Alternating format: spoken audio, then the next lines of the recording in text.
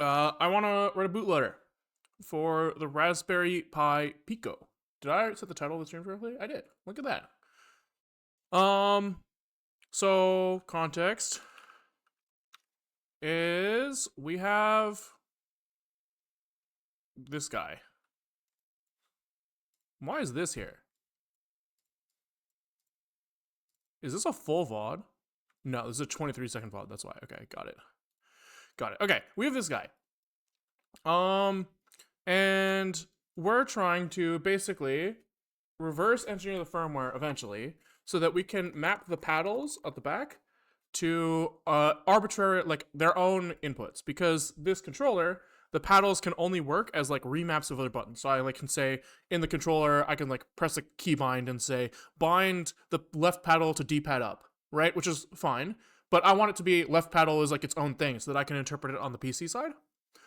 And we don't really know how to do that. We don't really know what the fuck is going on this controller. So we popped it open. The only lead we have is this chip right here. This is like a Googleable thing. When I type this into Google, I get nothing. But this is like EEPROM. So we can dump EEPROM. It's just like an I2C controlled little flash device. And so we bought this like Raspberry Pi Pico. We're working with starting to get up and running with that thing. They give us like this like cool little SDK that makes everything really easy. But around here, we don't want it to be really easy, right? We want it to be hard and difficult as fuck. But the real answer is just it's kind of more fun to understand what this thing is doing at the low level. The SDK makes it like it almost feels like it's abstracting away too much that I don't understand what's happening. And so we're slowly working towards building just a little blinky light example without the use of their SDK. So we're getting somewhat close here. We have, what's the best way to show this? Probably here. We took like their blinky light example and we kind of like stripped it down to a bunch of manual memory writes. So before they would say like, GPIO set, 25 1 or something to turn the GPIO on. We're like, fuck that shit, dude. We are going to do volatile writes to some random memory addresses that are like memory mapped controllers. And this is working okay. We got to the point where this is working reliably. However, we are still kind of cheating. Because if we look at our compile.sh, we are using a linker script from their SDK, and then we're also using a couple .o files from them as well. We're using their like runtime initialization and their bootloader. And so today I kind of want to try, I guess, starting with nothing and seeing where we go. So I think we want to like write a bootloader, have some proof that it's like doing something. And so let's just see where it goes. Unironically, the answer to how do I get good at programming is get irrationally annoyed by minor usability things and fix them, provides motivation, reward, and technical challenges. Oh, are you answering what does its own thing mean on the PC side? Like a custom HID protocol to Logitech, or does it mean some obscure key like F13? I think that I want it to like I'll answer this first. So the Elite Series 2, the other controller I had, that I used to buy, had 4 paddles, and they would come through as like their own button IDs, and the kernel would interpret those buttons. And like in terms of like the way Linux interprets key presses from controllers, they're essentially just like numbers, right? You press the A button and it's like number 1, B button, number 2, right? And so like the paddle should just be like numbers 10, 11, 12, and 13, right? Type shit. I don't know. Urkern is that like in response to something, or is that just like a thought you had? Because I agree. Oh, you were talking to the Aether. Oh, gotcha. So you want to do whatever the Elite paddles do? That's like somewhere we could start. Really, I mean, we'll see. We have to eventually figure out what like the Xbox controller protocol is. It's like something over USB. We'll eventually figure that out. But presumably over USB, they're just sending the number. That would be my guess, right? But in reality, we should just be able to like, we'll eventually be able to figure out what does a normal button do and how can we adapt that for our use case, right? Eventually. But I mean, that's so far down the line, and I'm not really worried about that because I'm confident that we'll be able to figure that out. So I'm more interested on the controller side right now. But then we're getting sidetracked by things that we don't need to do because it's fun. Okay. So I guess if we want to start writing like a bootloader, I guess we can like, okay, so let's step back a little bit. As far as I understand it at this point, which is not very well, there's like ROM somewhere on the board, right? Read only memory. And this has like bootloader 1, boot stage 1. This guy does like, you know, some stuff, right? But he maybe initializes some hardware. I don't really know what it does. You can program the guy in that mode through USB interface, so he at least knows how to talk to USB. He probably loads. He at the very least will load boot stage 2, right? So we probably have some stuff on either flash or in RAM. I assume on flash because we can like restart this thing. Which where flash means what? Like something analogous to an SD card, I guess. I don't really know. But like some blocks of persistent storage that are addressed through something. Right? But on here, we have our program, right? And this boot stage 1 like loads some specific portion of flash that has like boot stage 2, and then boot stage 2 initializes enough to get into like main and stuff, or maybe entry point of the program. So I guess the first thing that we want to do is figure out like how to make this thing and how to package it so that this guy understands him. So you can bootload as early as your OS series. Do you think you'd ever make an OS again or in Zig or whatever you want? I don't really. So the OS series, I felt like it got kind of boring because it felt like not necessarily boring to watch, but boring for me to implement, because it was like the next thing was always just, okay, read this datasheet and implement that, which didn't feel that exciting. Holy crap, 16 months. Thanks for continuing to do this. Oh, no worries. Thank you for the tier 1. 16-month sub is crazy. That is crazy. That's much appreciated. Okay. I guess, can we look at, I guess I shouldn't say never. I'll never go back to the OS series though, but I would need to think about a way to make it interesting for myself again. That's all. Which I think there are avenues to do, right? Like we didn't really need to get into graphics. We didn't write a window manager. We didn't write like programs. We had no user space. There's probably a lot to do there, but it just wasn't like, it's not on the top of my list. But I guess I shouldn't say it will never happen. Okay. So, Raspberry RP2040 datasheet, their little system on a chip. I think something we should look at is the boot sequence here. I haven't like really read this that much, but it's worth understanding. And then maybe we can go from here to doing something, right? So, several components of these guys work together to a point where processors are out of reset and able to run the boot ROM. Sure. Boot ROM is software built into the chip, right? So that's like that boot stage 1 shit, performing the processor controlled part of the boot sequence. We will refer to the steps before the processor is running as the hardware controlled boot sequence. Sure. So like you like plug the shit in and something happens that triggers like the CPU to turn on and start executing code at some address from somewhere. Hardware controlled boot sequence as follows. Power is applied to the chip and the run pin is high. Sure. On-chip voltage regulator waits until this shit. Then they do power on state machine where they turn on the ring oscillator.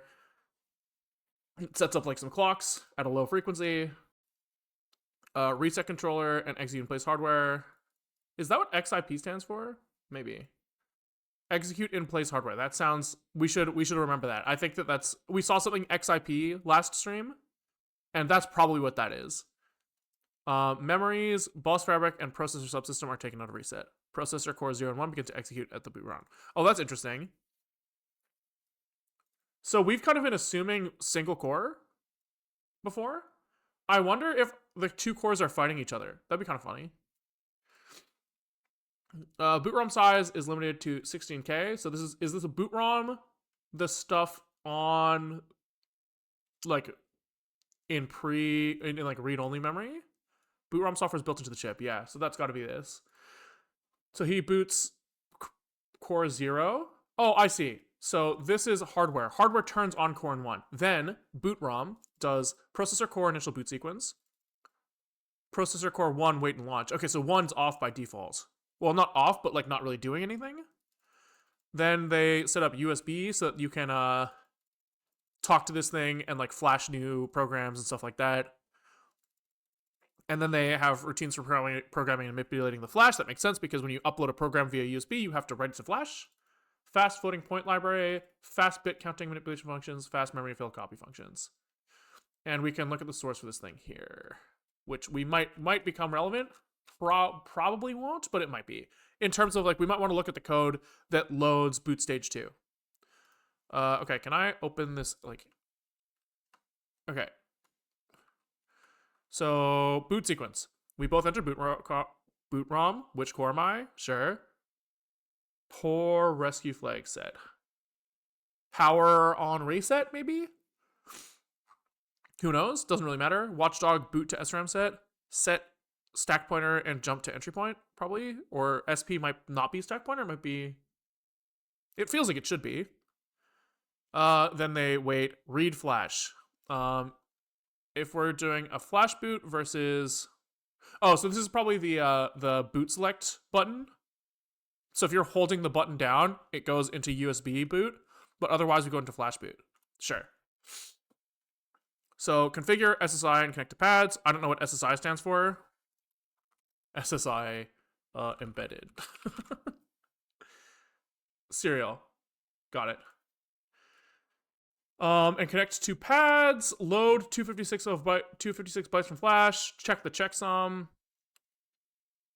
And if the checksum passes, then they do flash second stage boot. Okay, so this is kind of the path that we're expecting to go down, which means that really the only important thing for us to understand at this point is probably that we have to write 256 bytes to flash somewhere, right? And then do checksum like we have to checksum those 256 bytes, probably.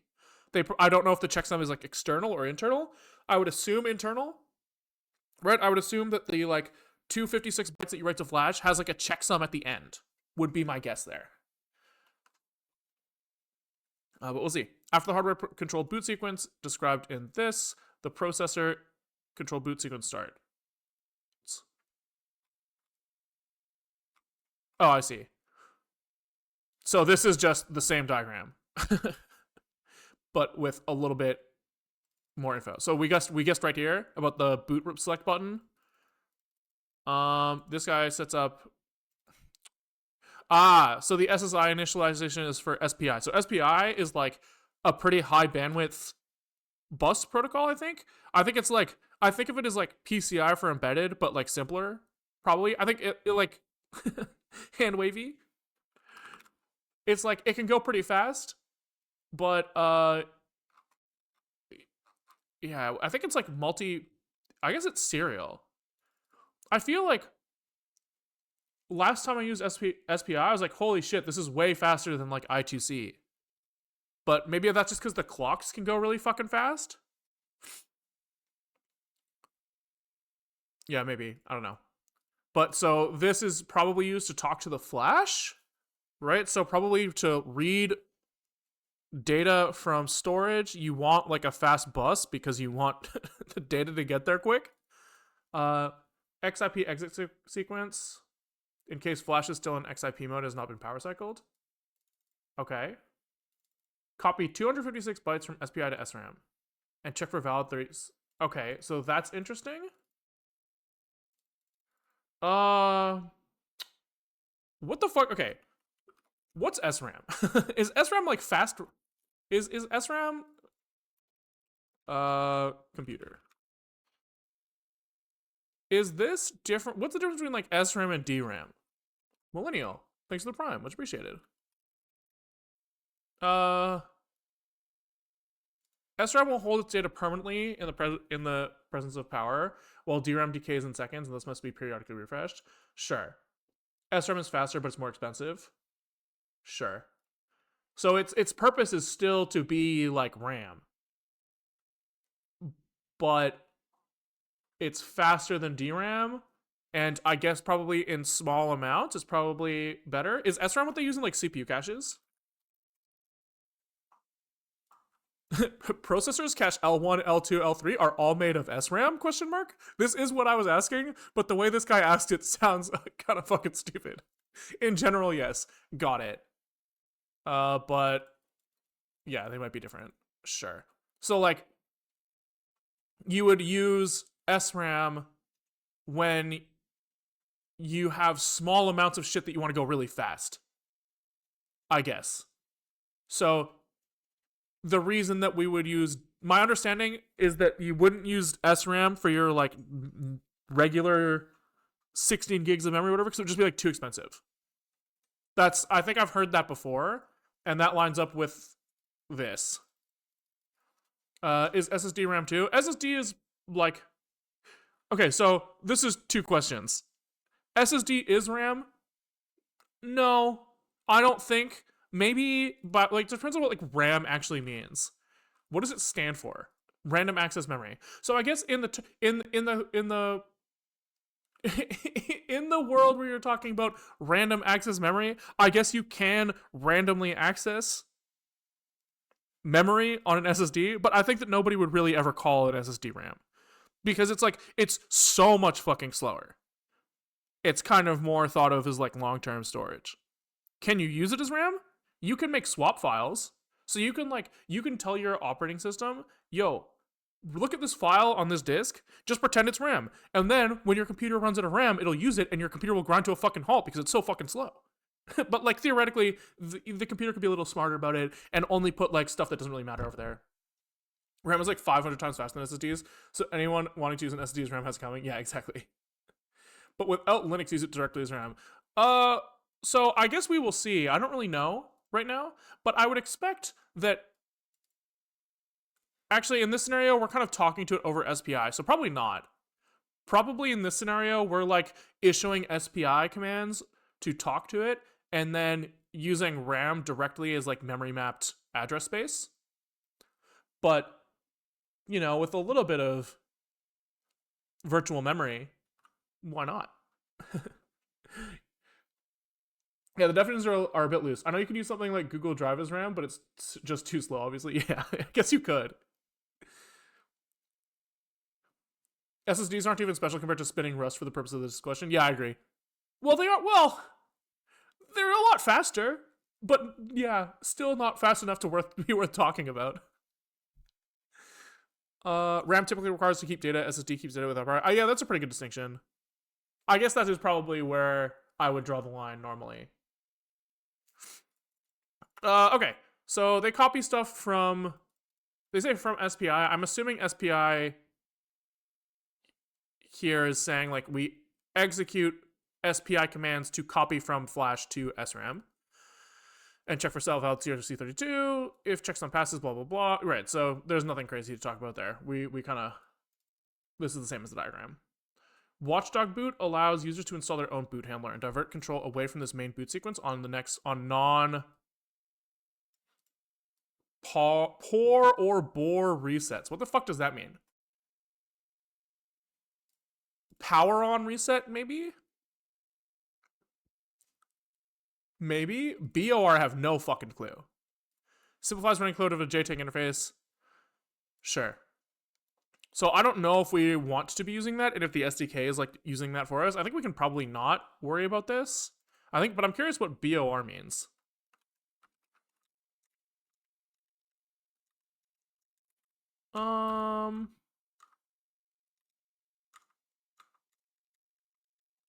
Power on reset. Bore.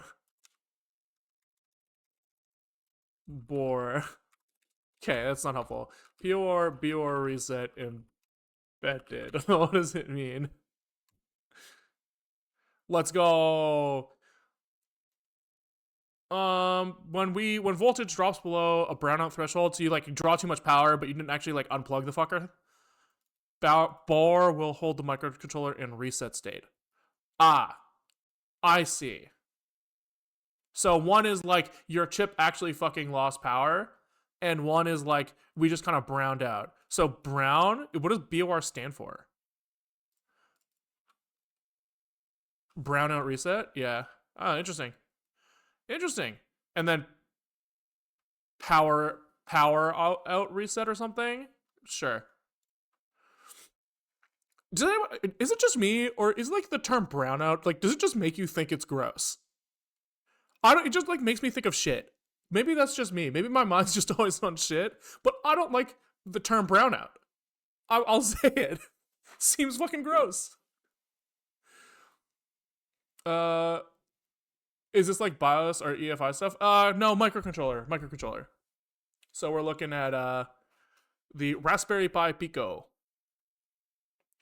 or like U-boot with device tree blob. Dude, device trees, those are a fucking game changer. When I worked on like embedded Linux devices, we used to, what did we do? Before device trees, I guess we like wrote like a script that mod probed every driver with its parameters manually.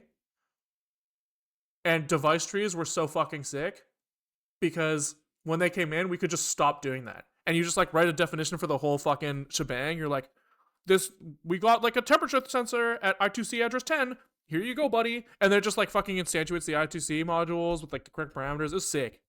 Device trees, moi.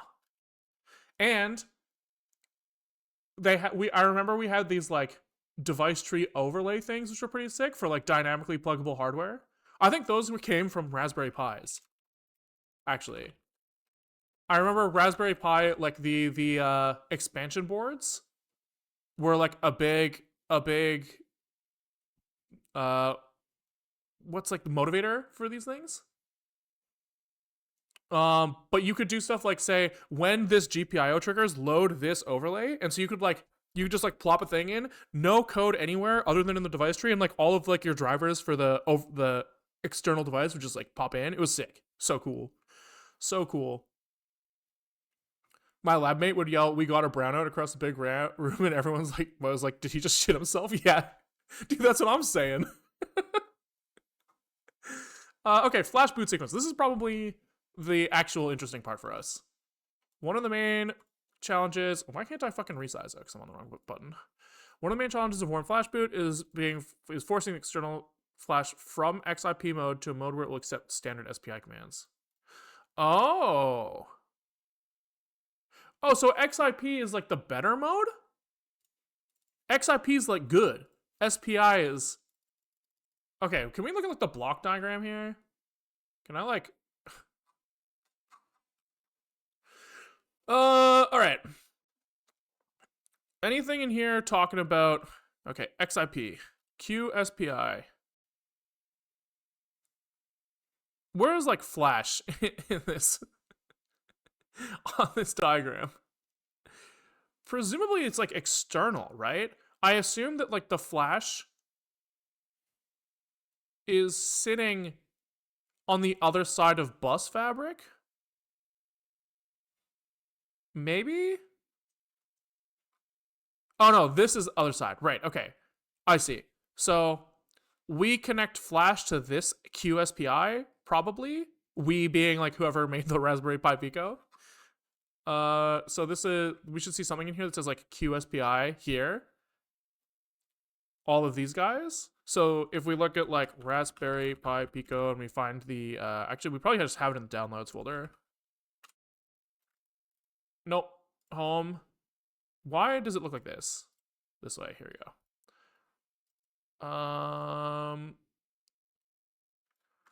So like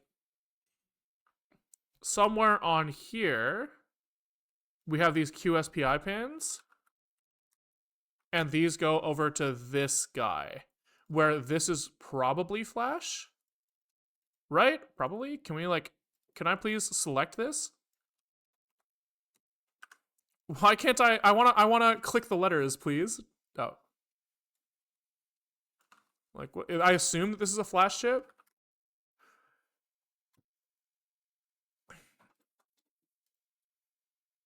Oh my god, shut the fuck up.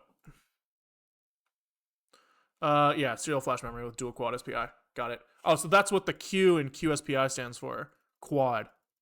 What does quad mean here? Probably just like speed that it supports. Maybe SPI by default is allowed to run up to some certain speed, and quad SPI is like you can go 4x that speed. QSPI.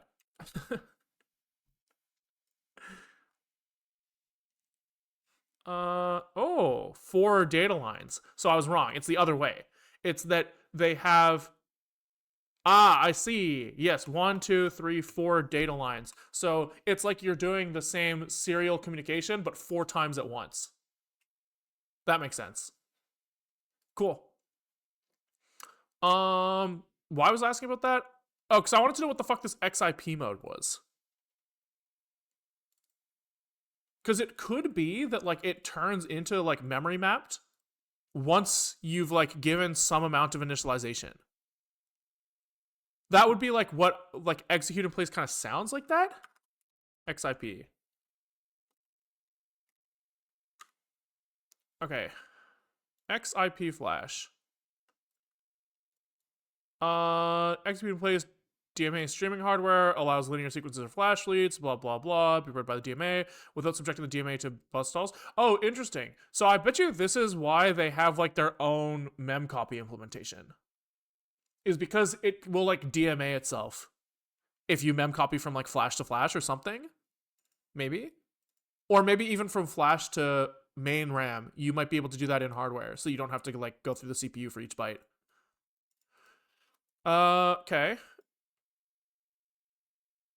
So like, what does it mean? XIP DMA.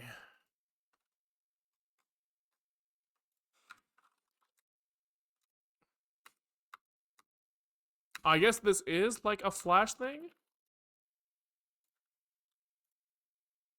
Wait, we're right here. Oh, here. Sick. Oh, this is like a everyone fucking uses this shit. From I thought I saw x86 somewhere. Maybe I just misread.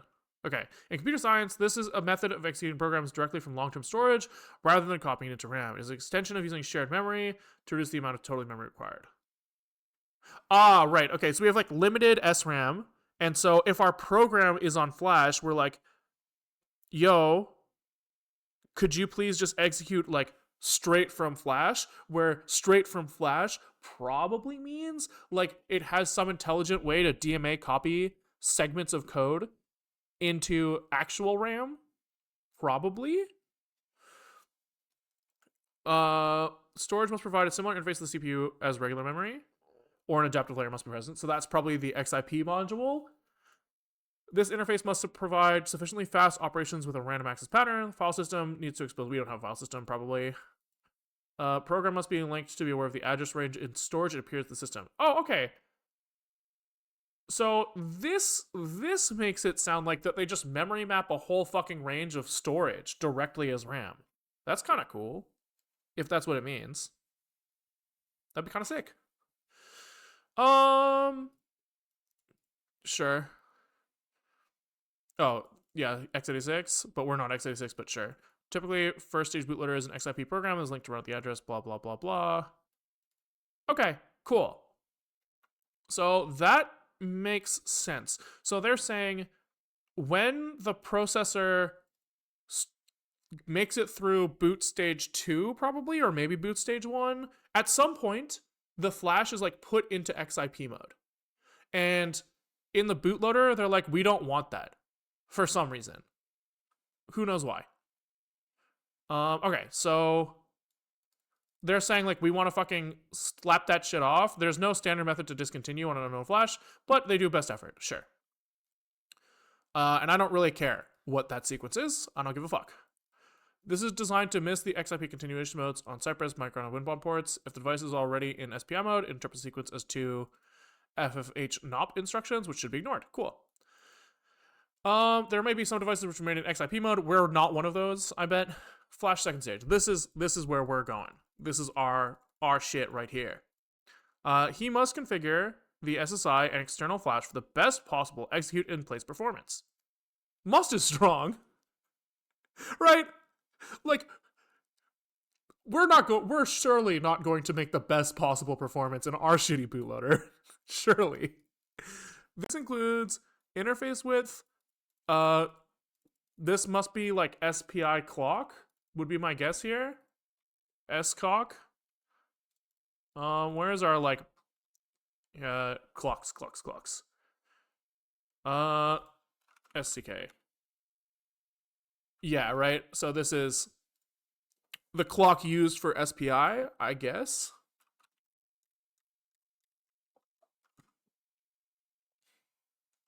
Yeah, sure, probably. SPI instruction prefix. You must configure it to have 6 speed. Yeah. Right, because like if we just say we just left the SCOC frequency low as fuck, it would still work. It would just be shit. Right? SPI instruction prefix. That's interesting. What the fuck does that mean? Yeah, what does that mean? Because we have like this like data protocol, or we have like this like 2-wire protocol ish, 4 because it's quad, plus a clock, and they're saying like make an instruction prefix. Why would you do that? What does it even mean? I guess we'll find out later. Sir Forrest, saw your rant video. It has convinced me to throw in the towel.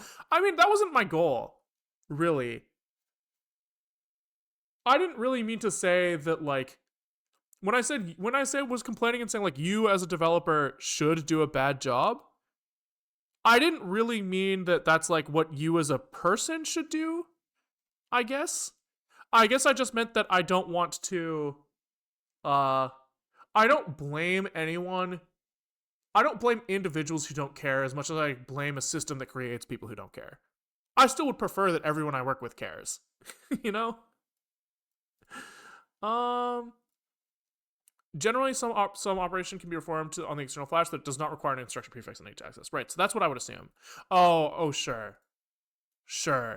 So you can kind of like talk to the flash in some way, and then eventually you say, okay, from here on out, just like assume that every fucking command I send is like an address for a read request. I see. Until SSI is correctly configured, it is not possible to access flash via XIP. Sure. Additionally, this SSI cannot be reconfigured at all without first disabling it. So that's why they're saying you need to do this shit now. Because XIP can't be, once you turn XIP on, you're fucking locked the fuck in. Got it. Therefore, the second stage must be copied from flash to SRAM by the root ROM and executed in SRAM. Right. So we copy the boot. Yes, I see. So the second stage bootloader lives on flash, but we can't execute it from flash because we haven't configured it to do XIP yet. So we copy paste it into RAM and then execute it from there. Got it. Alternatively, the second stage can simply shadow an image from external flash into SRAM and not configure execute in place. That sounds kind of hype for me, someone who doesn't want to figure all this shit out. This is the only job of the second stage. Cool. I like this. You know? That sounds kind of sick. I'm kidding. I do as good a job as possibly can at work no matter what the external incentives are. My preference is drop all. Hell yeah, dude. That's what I'm saying. So I like this approach. Where we're just like, fuck it. Like, our program's small, probably. Yeah, I guess we'll start here, and we can always loop back. Okay, checksum. This is interesting part. Last 4 bytes of the image loaded from flash are a CRC32 checksum of the first 252 bytes, right? 252 plus 6 or plus 4, 256. Parameters of this are this shit. Sure. I should really like understand. This has come up like several times now where I don't really fucking get what a CRC is. And like it makes me struggle when having to do stuff like this. I should really learn that shit at some point, but not today.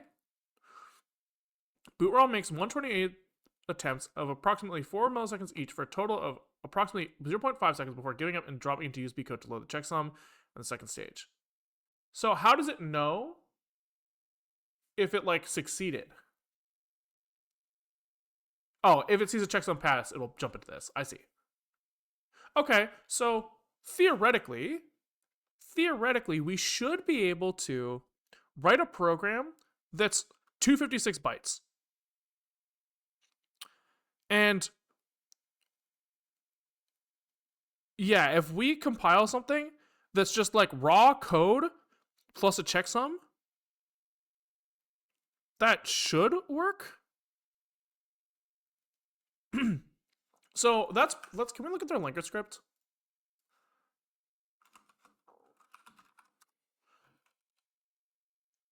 Um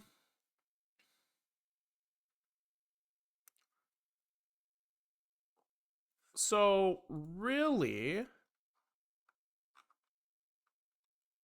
this linker script, I think, is saying at the start here, like, just make sure that the first fucking shit in our elf, in our program, is boot2, or is like OpenOCD doing something fancy here, right? Like, if we look at like what has actually spit out here. Uh, right. So clearly, this elf file that we compile is not just the bootloader, right? We've got like an elf header here. We're also seeing like this shit. So at address 1000 hex, there starts being like interesting stuff, which I assume is like the program, right? So probably the OpenOCD like upload script knows to upload stuff starting at some address or something. Where does that like 0x1000 come from?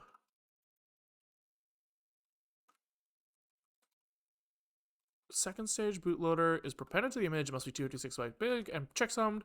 Usually built by this thing, sure. Okay.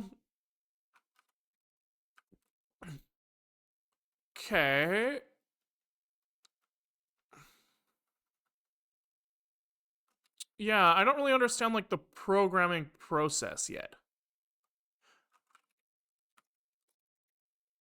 There's also like a bunch of stuff that's spit out here, but really in our compile script, the only thing we're spitting out here is the elf file. And so when we run like OpenOCD to program, we give it the elf. So we should probably like look at the OpenOCD programming code, I guess. Unless this tells us what like the elf should look like. I doubt it.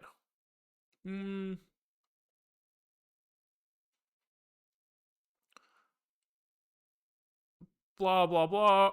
Raspberry Pi 2040 takes full advantage of the inherent flexibility of UF2 to support the full range of binaries in the richer .elf format produced by the build. Okay.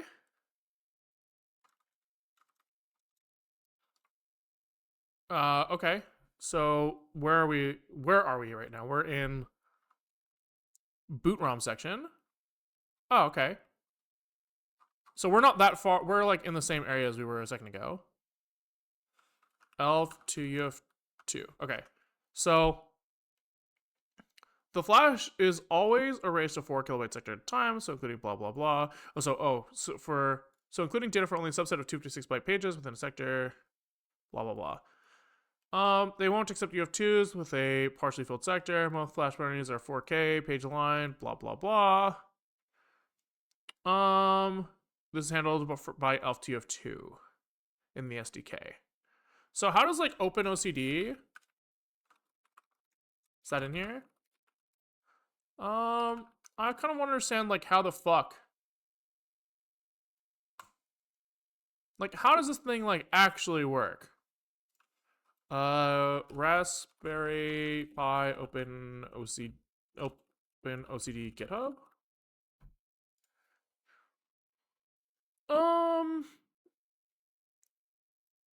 Okay.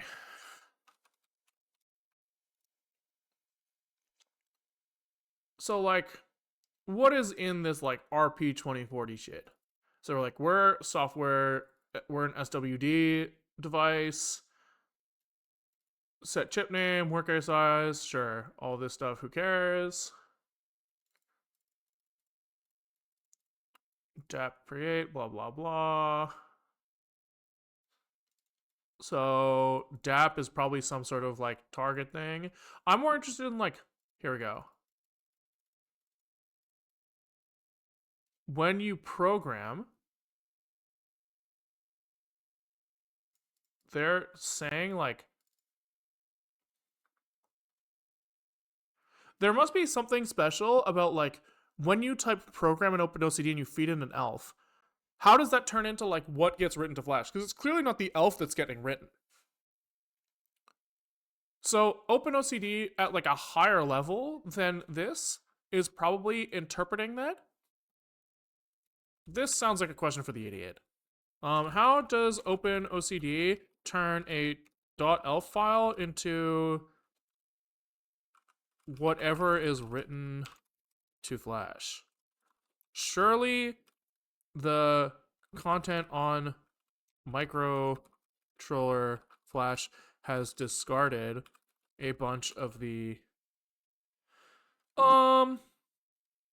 like elf metadata. What are you fucking talking about? Okay, let's try the other idiot. How do I change idiots? I want to use I want to use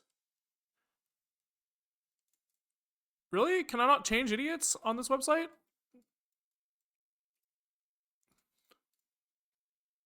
New chat? Oh, here. We'll ask a different idiot.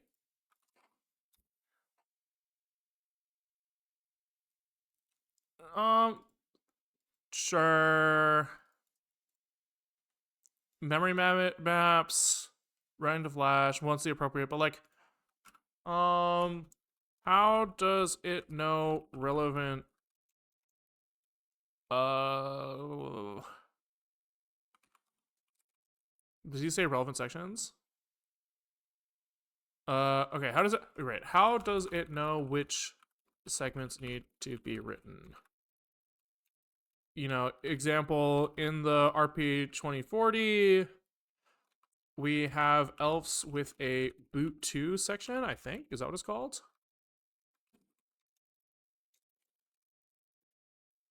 Yeah. Boot 2 section. Somehow it must know to write boot. Maybe it doesn't? I guess it doesn't necessarily need to know. It might just need to know which segments to strip. And it might not even do that. I guess. If it just like strips the elf header and then writes the rest, that wouldn't be crazy. Or it might look at stuff in this range.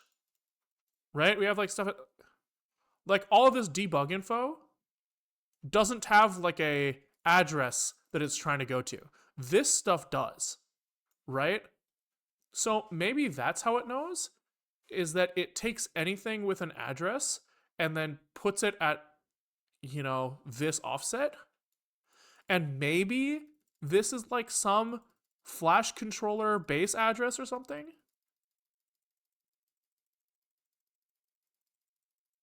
Maybe.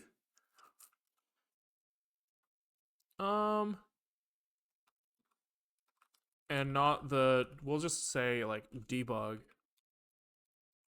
info segment.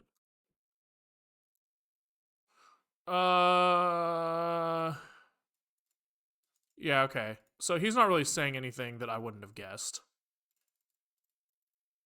So who fucking knows, basically? Because I don't see anything about like boot 2 in their target config in here.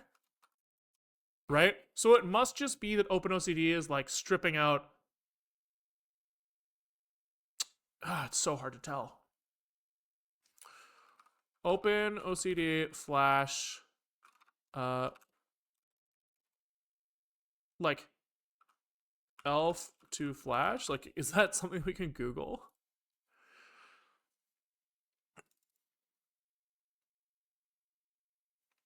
Why don't you use ChatGPT to search? I just like I don't like logging into stuff.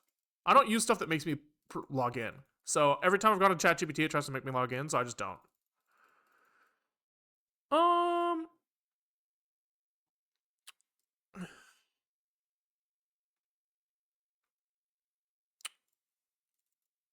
Ah. PT load is interesting.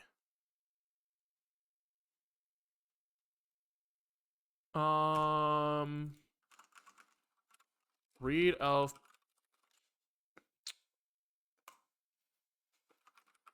What does that mean? P type. Loadable. So it's like one of these.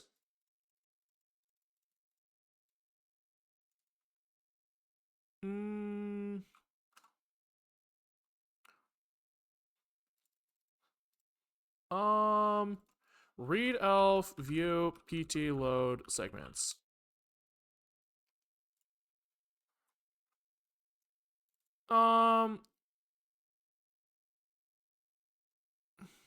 You should load segments, not sections. Oh, I see. Segment. Read elf segments. Blink elf. Ah, there we go. There we go. Okay. Nice. Nice. Okay, that makes a lot of sense. So if OpenOCD is just trusting these like load addresses, then that makes this all make sense, right? So he gets all of this stuff, just rips it here. So is that like defined in the linker script?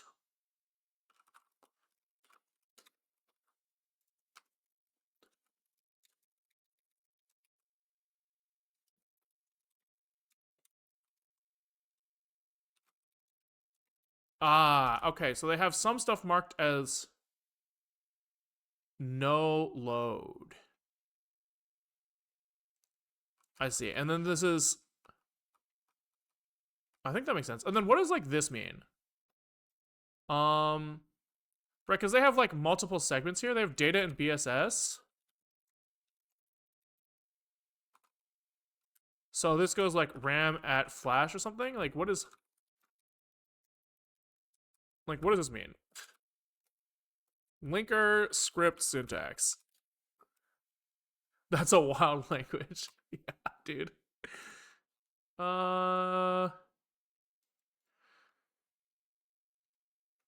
Okay, location counter is like the dot, sure. I feel like I haven't seen that like arrow format before, so that's kind of what I'm looking for. Maybe we ask, instead of reading docs like competent developers, what if we ask the idiot? What the fuck does the arrow flash mean here? Specifies the memory region where this should be placed. This part specifies memory region where boot2 section should be placed. Flash is typically defined earlier in the linker script. Oh, like this. Ah, it's this.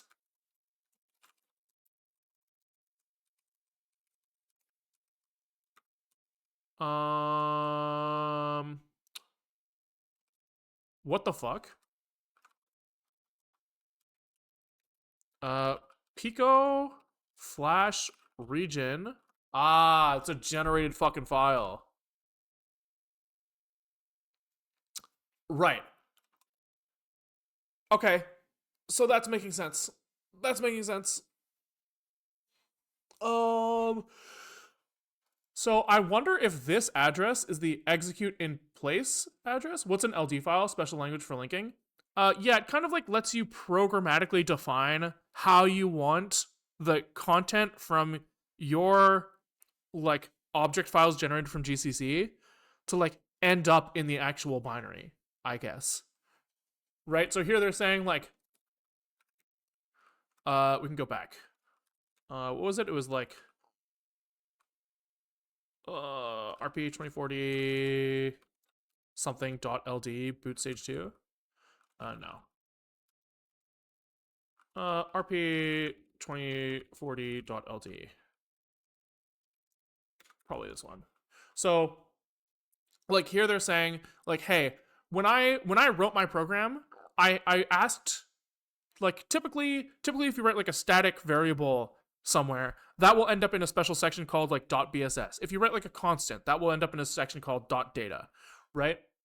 And your like code, any code that gets compiled and like spit into the binary is going to end up in the section called text, right? But you can also like kind of ask the compiler to put stuff in a special section. So if we were to just look at can we look for like section in here? Yeah, it's like section dot boot. Right, so for example here, they're writing some assembly here, and they say, could you please put this stuff in section boot2 as executable? I don't know what the A is, probably like read an executable or something. Then they like can like just shove data there kind of manually, right? So then they're kind of saying in here, in the linker script, hey, we all of our object files, they had like .boot2 sections, but we didn't really define anything like about how that section should behave, just the contents of that section. And so this linker script is saying a few things about boot2, if I understand this correctly. I think this is saying make a variable that you can reference, or like, yeah, make a variable that can be referenced by other compilation units as we're linking, called boot2 start. So in a program, you could just like say print boot2 start, and because the linker script defined it, it will be able to like resolve that, even though it's not defined anywhere, and it's get defined as the address that they're writing this section to, right? Then they say, hey, take all of those boot2 sections from all of the object files we're linking together and just put them right fucking here, please. And then they set the end. And then they say all of this stuff should go into this memory region called flash, right?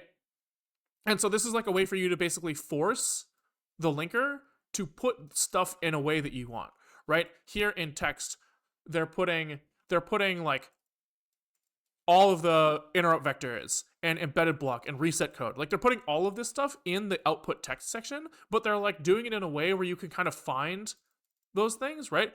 Because now you can say iterate all of these things from logical binary start. You can just like punch the symbol into your code, and then you can like walk all of your interrupt vectors type shit.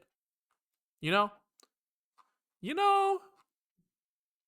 I assume that a lot of this stuff we might be able to get away with not having.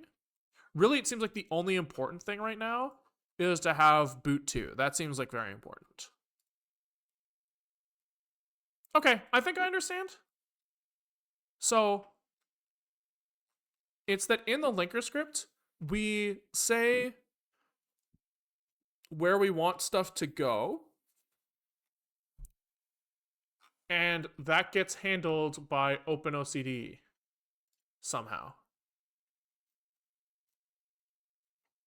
What's my color scheme? It's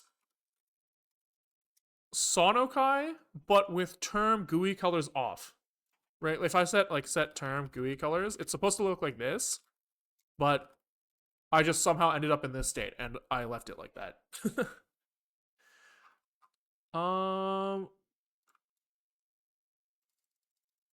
So how does this work?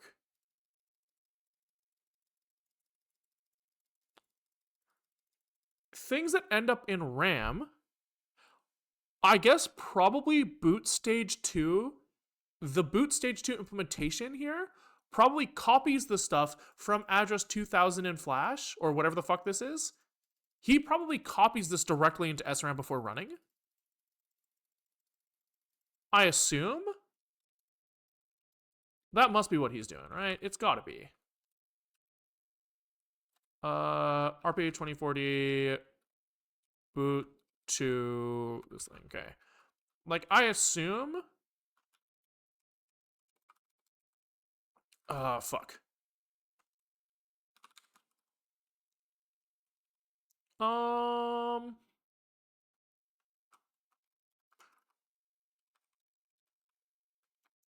None of this looks like that.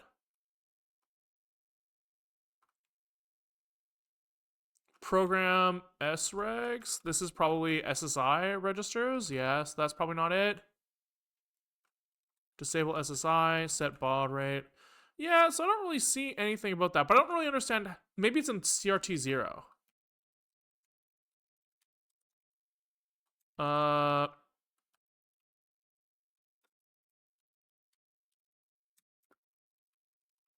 So maybe in here, they load the stuff. Binary info marker start. Interesting. Elf entry point.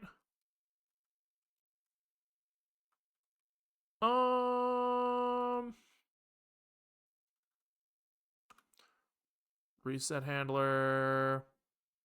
Copy XIP setup. Nah. Data copy table? Yeah. There we go. Okay, so data copy table. Yeah. So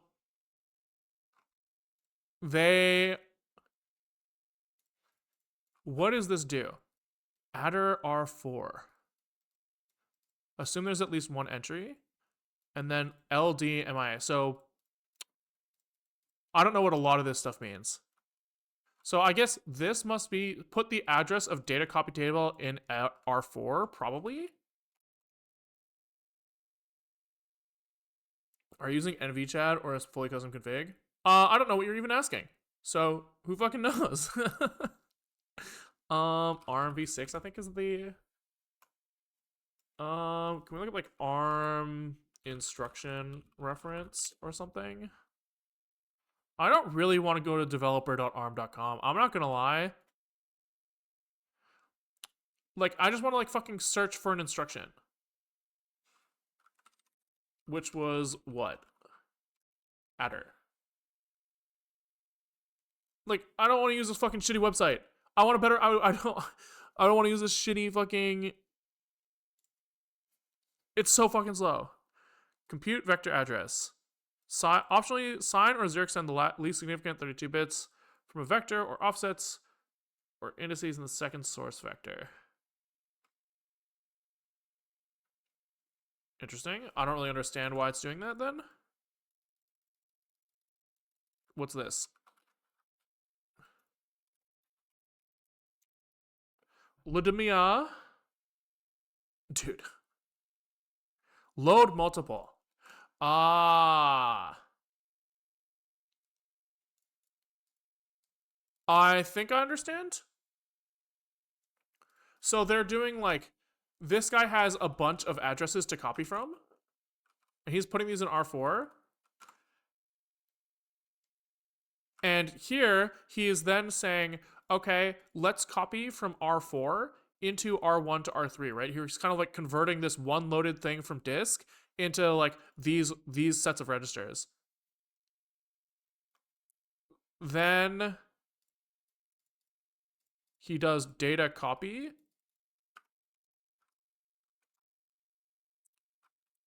Right.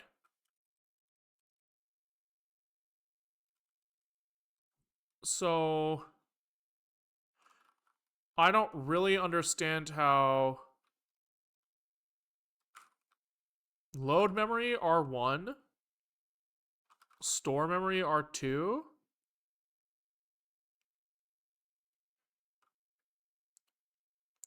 Oh, sure. So they're like, take the thing from R1, put it in R0, then take the thing from R0 and put it in R2, probably. And by in R1, I mean the address of the stuff in R1. I guess. Something like that. Sure. So I think I don't really fully understand this, but we can kind of get the meaning of it, which is that these sections of data that were in the linker script that were kind of specified as RAM starting at address 2000, these are all things that will be copied into RAM by the runtime before starting the program, which makes sense. Okay.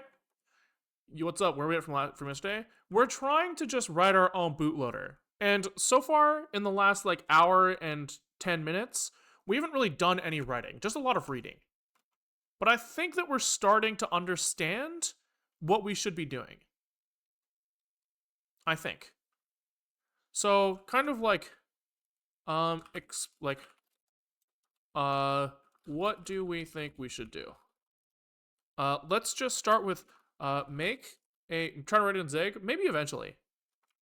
I think that for now, we need to start with just writing assembly, I think. We need to make a 256 byte, I guess a less than 252 byte compiled bootloader. This thing, do nothing but copy from, copy program from flash to RAM. And then we'll say that, you know, the real bootloader configures XIP mode to allow running programs directly from flash, but we won't do that because we are lazy. Then we need to like checksum CRC the 252 byte block and write the CRC to the last 4 bytes.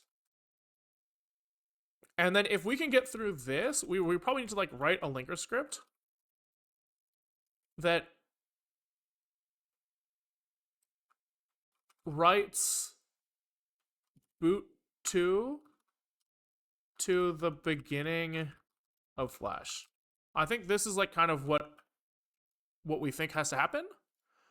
Now, the only piece I'm a little confused about is where this like Pico flash region is coming from. Right? So I want to understand this. And so if we like search this in the datasheet, do you actually need boot 2? Well, we need, so the bootloader is going to, boot stage 1 is going to try to execute boot stage 2.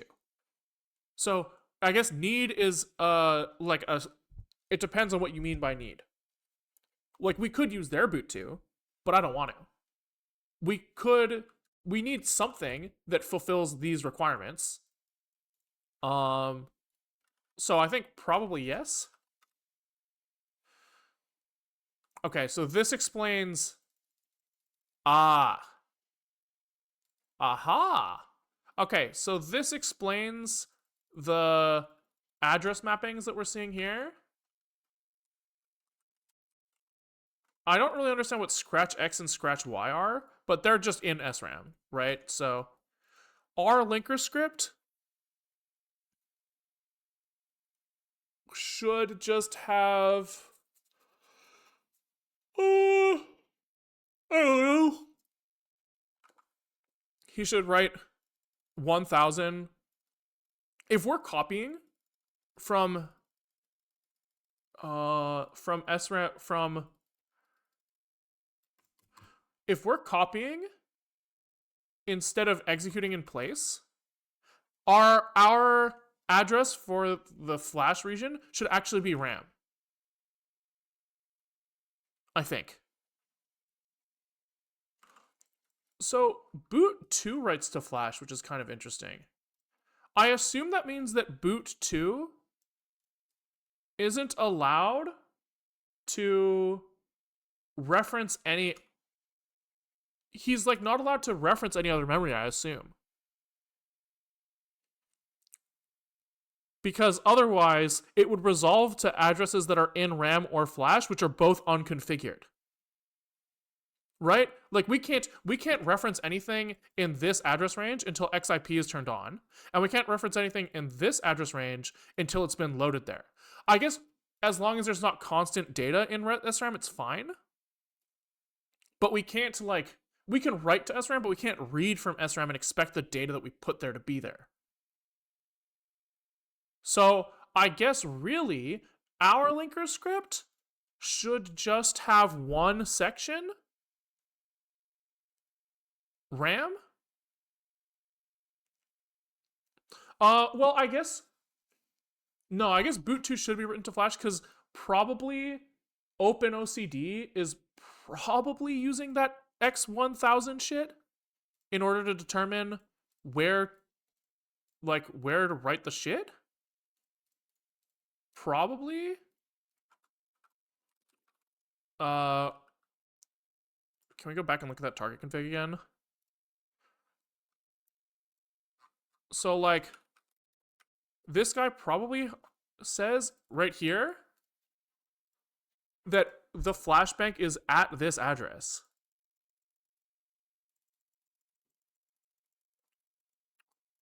I wonder if this,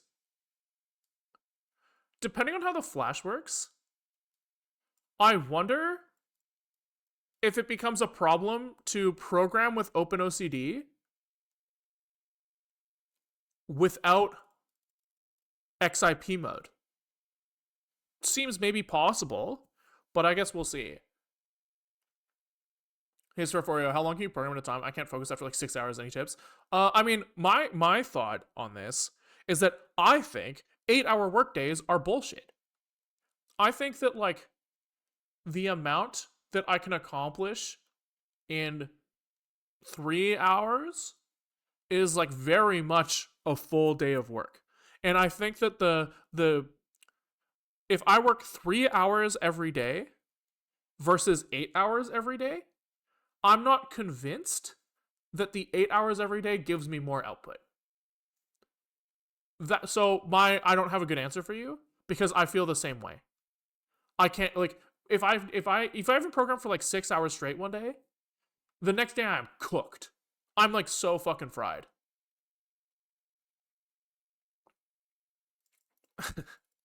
So I don't have a good answer for you.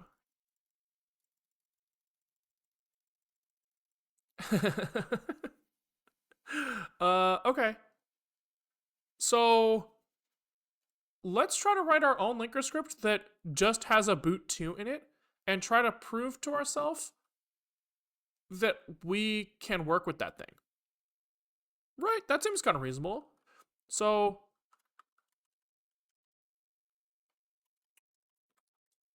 fuck. Okay. Boot2. So like I assume that assembly, like, do we have to write section text here? Probably, right? E source RP 2040 boot stage 2 boot 2. So what I'm confused about is shouldn't this stuff be in the boot 2 section? Like this section text here is confusing to me. Right? Like, my understanding at this point is that all of this should be in boot 2.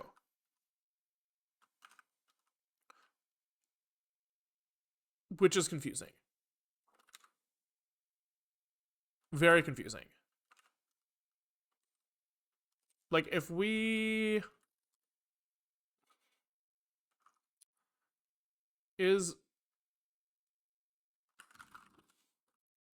So we have, like, this file to look at.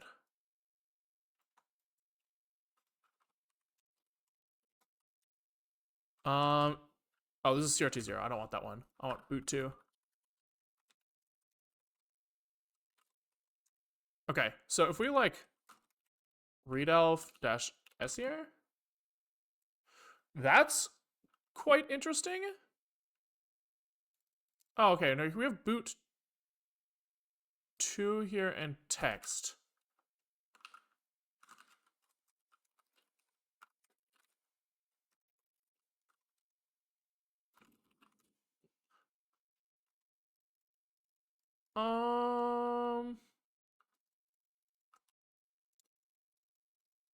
Okay, so it does seem like text, data, and BSS are 0 length on this thing.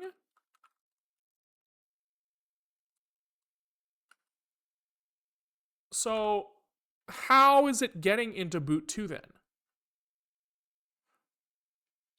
They're compiling an object file with its own linker script.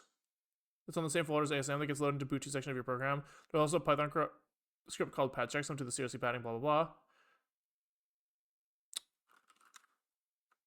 I see. So they do like a boot 2 to I think I understand. You're saying like there's a linker script in here that basically remaps text to boot 2. Not the way I would assume. Hold on.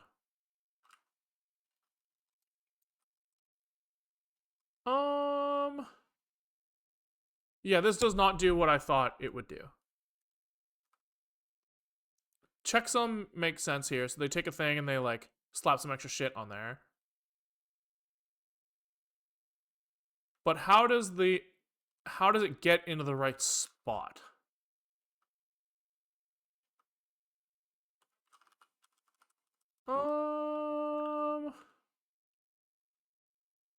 Blah blah blah blah blah. Yeah, so they do use bootstage2.ld. Then they run pad checksum. Oh, what's this? Sure. So they have like an obj copy output binary shit.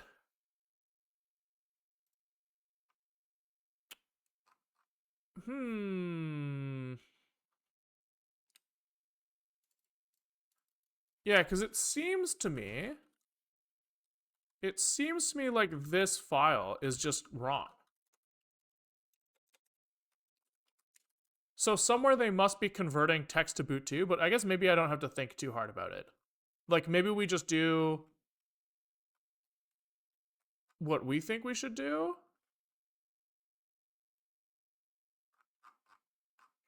Because like it's pretty clear to me that it is going into boot2. Can we look at like Mlug's thing again?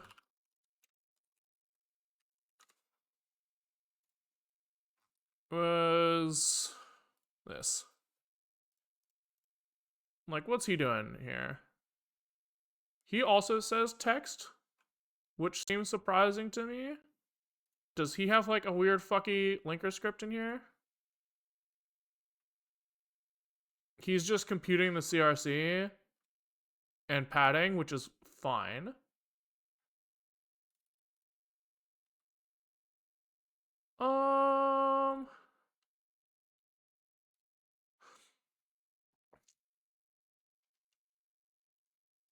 The fuck is this? Not useful, not relevant.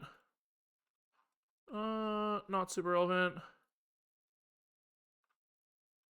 How the fuck is he like compiling this shit?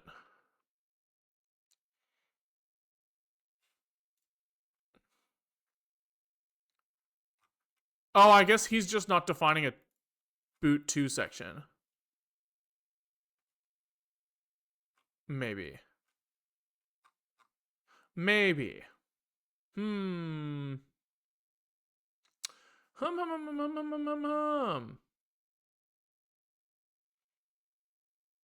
Yeah, I don't have a good answer.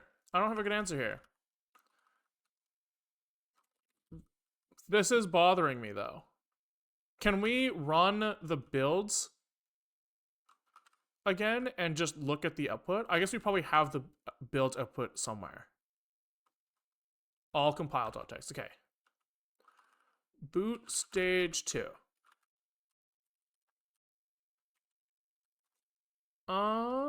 Okay. This is where they compile the assembly file. Then they have bs2default.elf. I would love to look at that to see if... Yeah, okay. Whoa, I wonder if map here is relevant as well. This might be relevant. Yeah, we should take a look at this.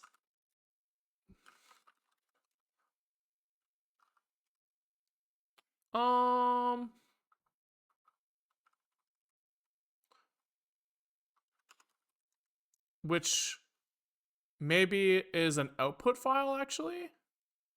Could be.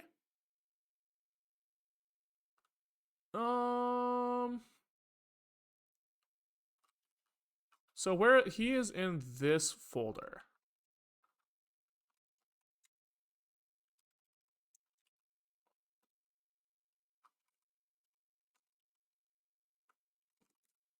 Which is an output folder.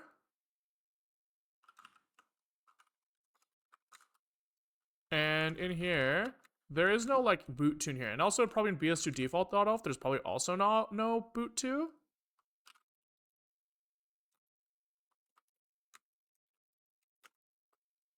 Yeah, so this guy is text.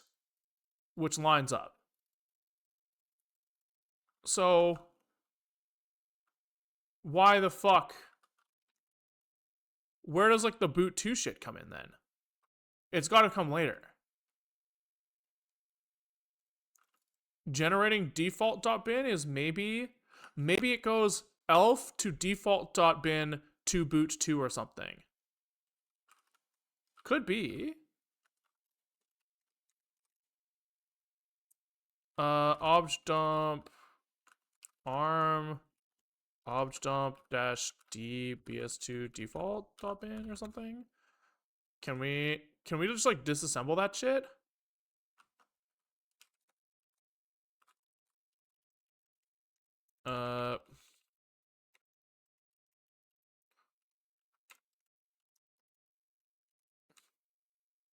No, you can't figure that shit out, I guess.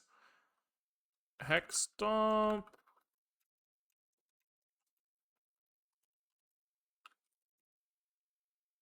Yeah, so that's probably it.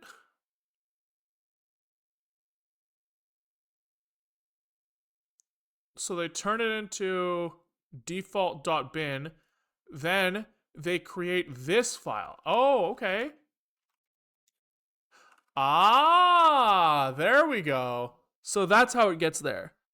So they compile it like a normal assembly file. Then they take probably the content of this shit. How the fuck do they do that? What is this file?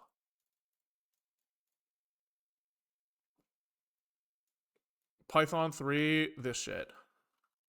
Which is what somebody said earlier. So are they parsing? Oh, so they take the binary, the bin file.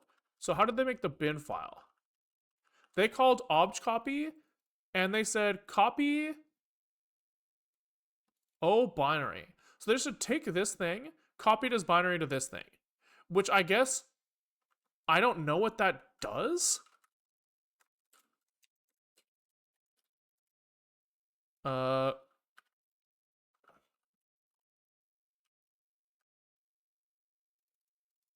Output target. So I assume that does something clever, like takes all of the segments that are relevant and copies them to the output. So all of the probably all of the segments marked as load would be my guess here.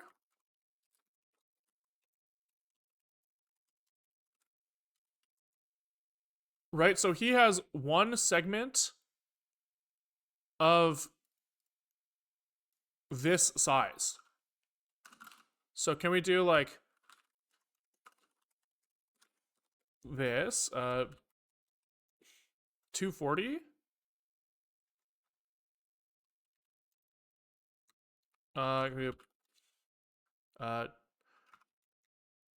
No. Okay, so that's not this. Maybe we do like read elf -s on bs2 default elf. Size f0. 240. Yeah. So I would assume that what obj dump is doing here on that copy is he's taking anything marked as load and copying it sequentially into that like binary file. So their okay, their linker steps are fucked. So their linker steps are generate bootloader with normal text section, right? So just like write like normal fucking assembly. Then they run obj copy -o binary. And I guess they have like special linker scripts to only keep text section, I think. Is that right? Read elf.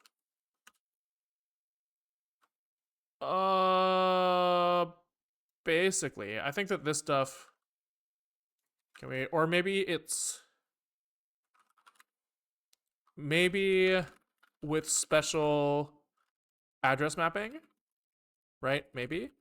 Then they object copy dash o binary to dump only text to bin file. Then they run a Python script to pad and CRC check and output an assembly file. Right? So that's this.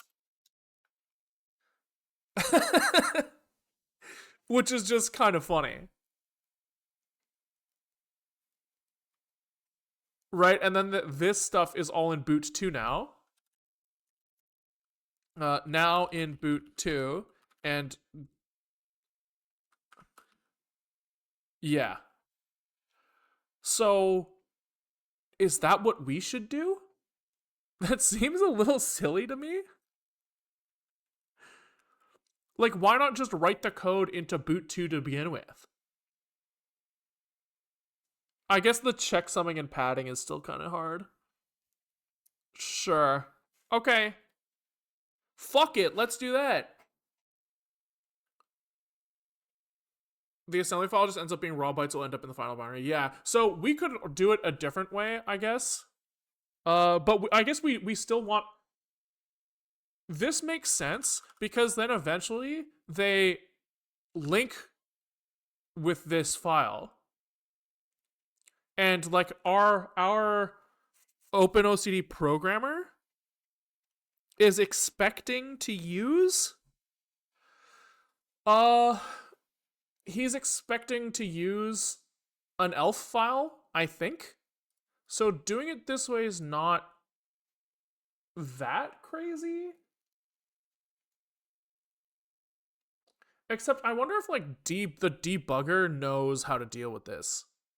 If we, like, breakpoint on stuff in boot 2, I don't know if it'll, like, work.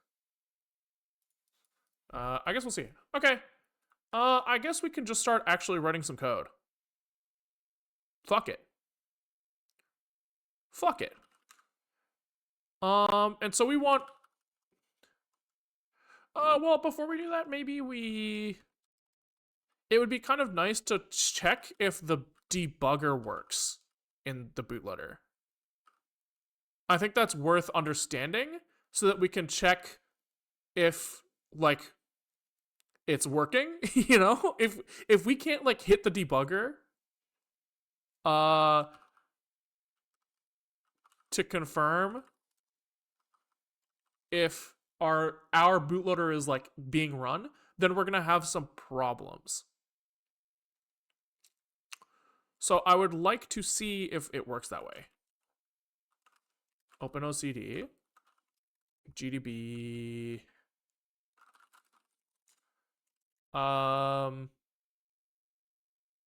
We need a function to breakpoint on.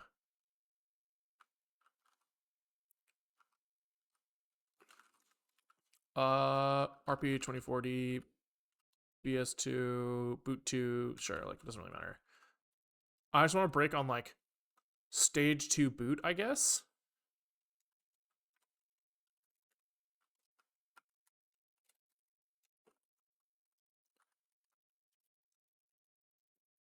Right, something like this. Stage 2 boot not defined. Lame. Monitor reset halt, maybe? So this is like bootloader stage 1. Then this is probably boot stage 2? Maybe not. Can we break, like, when it hits an address? Where does boot stage 2 get loaded?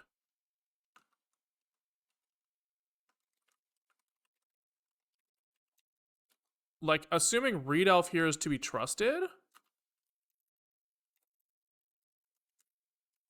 we should be able to break at, like, this address?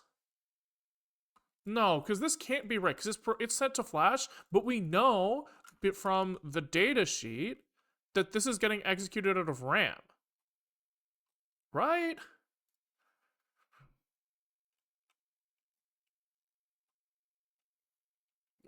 Flash stage, blah, blah, blah.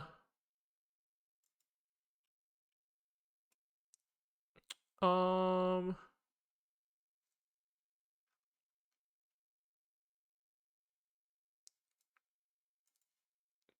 SRAM. Right? Copy 256 bytes from SPI to internal RAM and check for valid CRC32 checksum. If checksum passes, assume. So we need to know where that thing stops. You know? So we had the code for this thing. Like main, I guess. Where does he flash boot?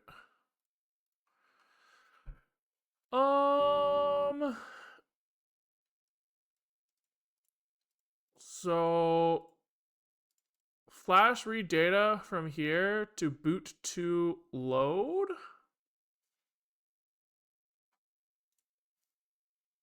Boot to base. This is the... Wait, is that where it's getting loaded into or loaded from? Boot to flash offset and boot to base seem to be kind of different. Yeah, so here's like read from the very fucking beginning of flash. Oh, then load boot to in the very, very end of all RAM. That's where this thing goes. So it really depends on where SRAM end is, I guess.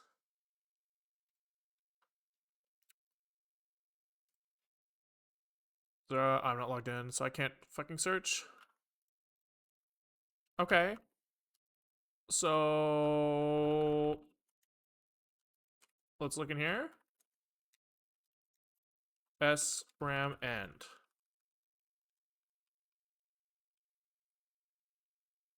Is this not defined anywhere? It must be like part of like a board config or something.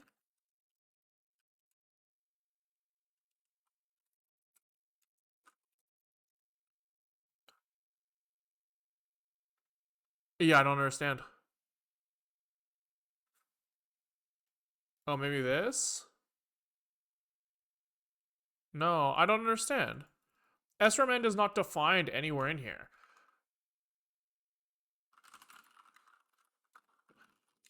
I assume that like we can't like build this thing without that then, right? Surely. Surely.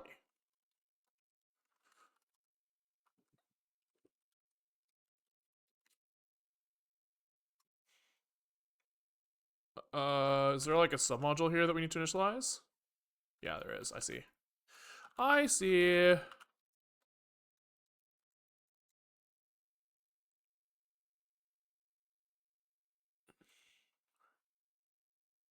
I think SRAM end comes from the linker script in the SDK. That would make a lot of sense. I'd believe that. I would believe that. So that means that we should be looking for a program counter that's like around there. I just need to know what that value is. It's probably based off the size of the RAM, right? Probably.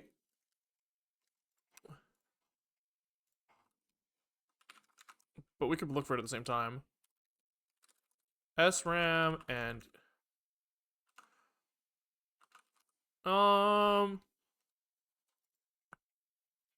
this.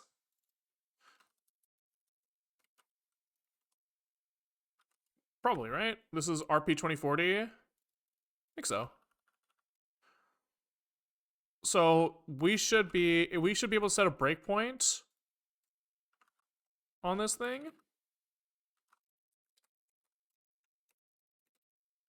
Hopefully. At dude, my whole brain is just like falling apart. It's just so hard. Okay, so it should be like breakpoint at this address minus 256, right?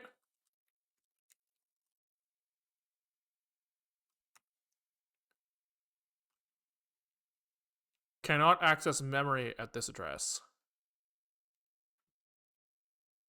Maybe it's just this.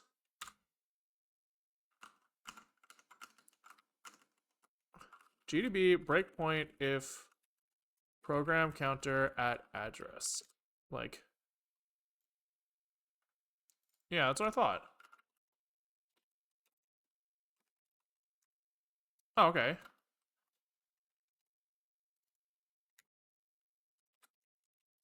Okay. Oh, it's when we try to hit continue, he gets mad? So what are we fucking supposed to do? Cannot access memory at this address? Is it because, like, SRAM isn't initialized yet?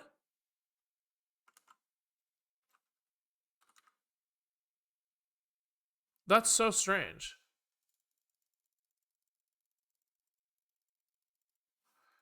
B main. Del 3. Continue. So backtrace doesn't show anything because it was just a jump. That kind of sucks. If I did this now, like, is he like less upset? No, he can never insert that. Okay. Like,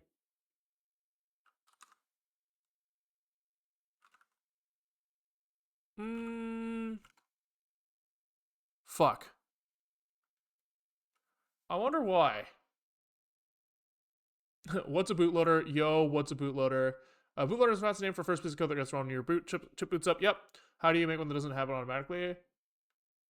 Doesn't that happen automatically, or am I understanding wrong? So we have a piece of hardware, this Raspberry Pi Pico, that does have like a bootloader that's run like on chip. Then it loads like a second stage bootloader. The SDK usually provides that, but we're trying to like do it ourselves because we want to understand how everything works. And this is the best way. For me, is to just fucking run it and just like see what happens. Do our best. Okay, so we can't breakpoint at that address. Assuming we got the right one, which we might not have, to be honest. That's like a possibility.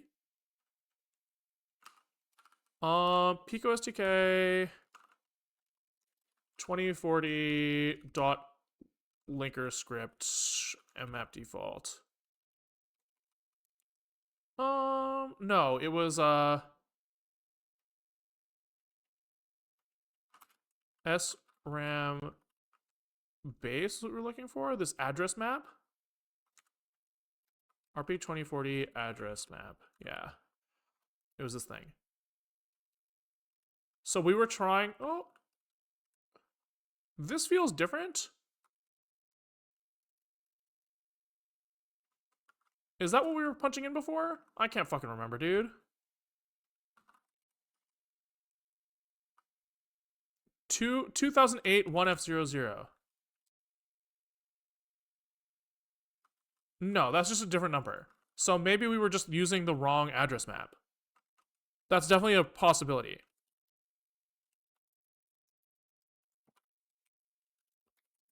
Let's try that. Okay. It didn't hit though. Fuck. So it didn't hit, which means what? Who fucking knows? Oh, that's annoying. Try monitor reset. Yeah, it might be. Yeah. Monitor reset in it. Yeah. Unfortunate. What does this say? MSP? This looks a lot like a stack. This looks a lot like the address where our breakpoint's at. Am I crazy? Yeah. That is where we were trying to breakpoint and it's not hitting. But I wonder if we just gonna go a little bit forward. You know? What if we're just like...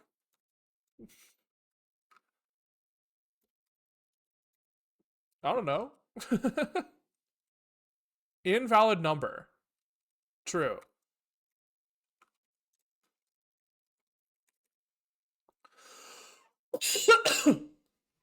Are you trying to make faster bootloaders? Oh, we're probably trying to make slower bootloaders. Slower is probably more true. ARM chips are also chips with two sorts of instructions. I think thumb and ARM instructions, and with the bootloader, I think you can set these. Yeah, who chooses that? I know you can like compile with thumb. I kind of assumed that like it just knew how to interpret them. I assumed that you didn't have to set the processor in that mode.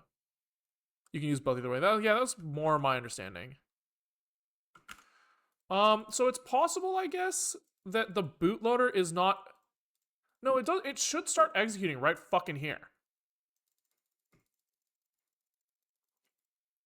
So if I hit like monitor reset init, next instruction, like the program counter is like at 0. Why is it at 0? We don't know if it's in boot stage 0 or boot stage 1 or 2 right now. And it's also confusing because if I spam next instruction here, it like gets stuck at address 2 like 24 FA. I don't know like what's happening here. Right, so it's hard for me to I would love to be able to try to continue and hit the physical reset button. Do I have a physical reset button right now? No, but I could bridge 2 pins probably. But that's not a bad idea. Because if we can't get in the debugger and the bootloader, we're going to have a shitty fucking time. Right, because we're going to have no idea like how it's broken. You know?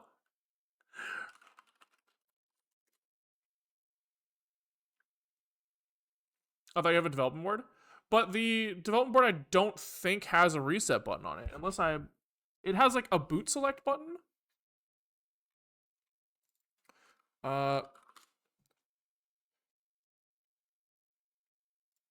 But I don't I think that its reset is external. I think. Right, there's this button.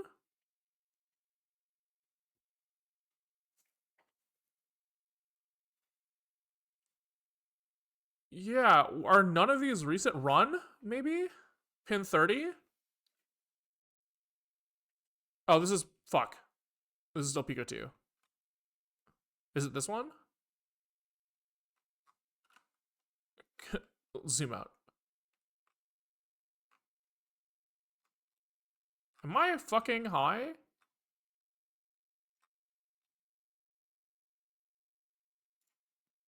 Pico 1?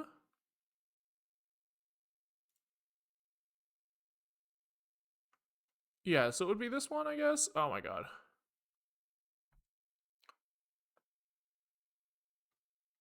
But this... Why does this look different than when we were the other day? Oh, no, it doesn't. Yeah, so design files that we download. Okay. So it looks like pin 30, probably? Can we look at that? Is one of these run? Run. So this should be in the other schematic or the other datasheet. I'm pretty sure that that's like a fucking reset flag, but run. Global asynchronous reset pin, reset when driven low, run when driven high. If no external is required, this pin can be tied directly to VDD. So I could just try to bridge this pin with ground. And if I miss and I click something else, it should be safe. If I ground any other pin but the reset, I don't think that's a problem. Right? If I miss, it's like GPIOs, which are totally fine to ground. So fuck it, I guess. 30 is kind of like next to these 2 resistors, down just a little bit. So that should be doable. Should be... Oh, yep. I see the pin turning off when I touch this. Bad news. is that OpenOCD loses connection when I do that, I guess. Or yeah, it seems confused as fuck if I do that. It shouldn't. Okay, let's try again. Maybe it's because GDB was in like a fucked state. Okay. So I just like slapped that reset pin. Oh. External reset detected. And it looks like that like puts GDB in a fucked state. And it looks like it goes straight to running the state. Like we're back in like the same scenario, I think.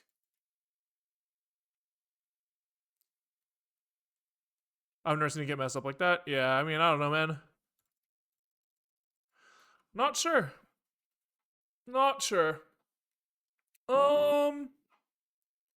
Fuck. It just seems like if we can't run like debug boot 2, we're like, okay, let's look up a Raspberry Pi Open OCD boot 2. Maybe somebody else has like encountered this.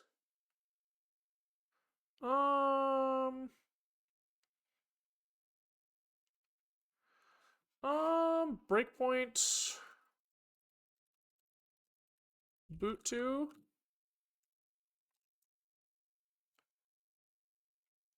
Oh.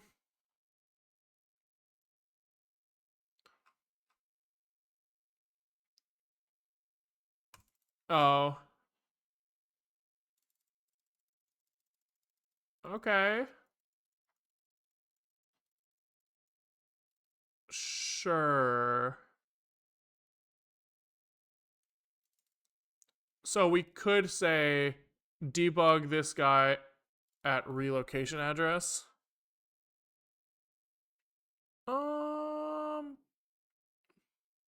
Yeah, okay. We could just try infinite looping and see if we get stuck.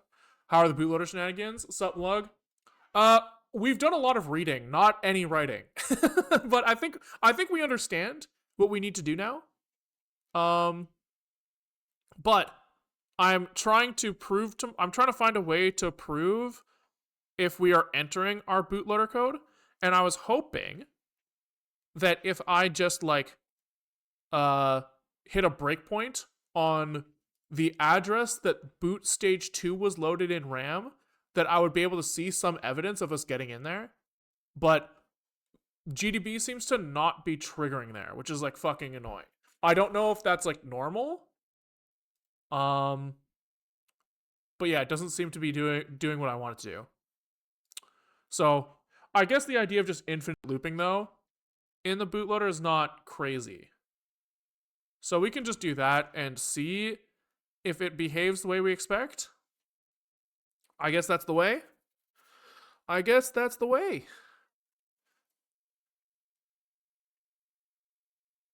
Can you take a peek at the SDK code to see what it does? Yeah, I mean, we've been looking. I like understand what the kind of at a high level I understand what the SDK code is doing, but like I wanted to be able to prove to myself that when we do our thing that it works right. And that's just kind of hard to prove, I think. Okay, let's I guess go into our own like from scratch. And I guess we just need to like write some like boot2 file. And so they were slapping their shit into text. Oh, to prove I was getting into the bootloader, I just did an LED toggle on it. It's only a couple of instructions. Yeah, I saw that. I was just hoping I think it's likely that I'll fuck my shit up, you know? And it would be nice to have the debugger in there. But that's okay. How the fuck do you write assembly again? We're lost as fuck. We're lost. Pico SDK. Boot to... We don't really care, just any of them. I just want, like, how the fuck do you write this shit? They have, like, a regular func macro, which is annoying. I think that you do something that's, like, global, like, my font, like, you know, boot 2, and then we do like boot 2 like this. Is that how you do this shit? Sounds kind of right. And then here, can we just do like, what's the like assembly which like branch? Like there's branch EQ. Can I just branch BL? Maybe? ARM instructions. Like, where do I branch with link? I procrastinated setting up the debugger for ages, didn't do it until I stumped by a bug trying to spawn second core. Yeah, that's fair. I started immediately because I'm dumb as bricks. What's so branch with link? I guess branches and sets the link register to where it came from, right? That's kind of what this says. Branch. We can probably just branch, blaze it, right? That's probably what we want. We just want like branch boot 2. And so if this thing gets in there, then hopefully we can like control C this motherfucker in the debugger and see that he's at an address we expect to be at. We could maybe like increment a counter or something. How do you like you know, if we want to like load register with value, load immediate. Is there like immediate in this language? ARM load immediate. I make stupid mistakes too. I just hate doing stuff like setting up debuggers, so waste time with painful LED debugging instead. LMAO. Yeah, that makes sense. I'm like not convinced that I'm gonna get to the fucking I'm not convinced that I'm gonna get to the point where the LED will turn on.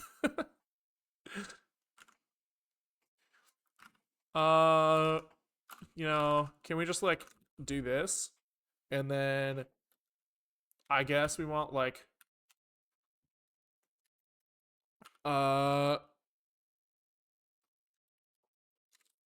yeah. And then here we're like increment. How do we like add one? Add. Can I add immediate? Or do I need to add with the register? I think in ARM, you need to load a register, then add from that register. Is that correct? Is like ARM add immediate? I think doesn't exist, right?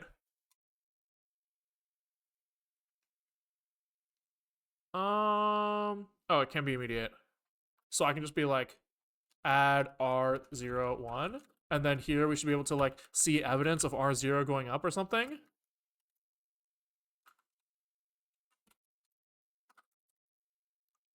Operand size, no instruction branch 1 back. Oh, I thought that was allowed. Okay, so move. Is it like this?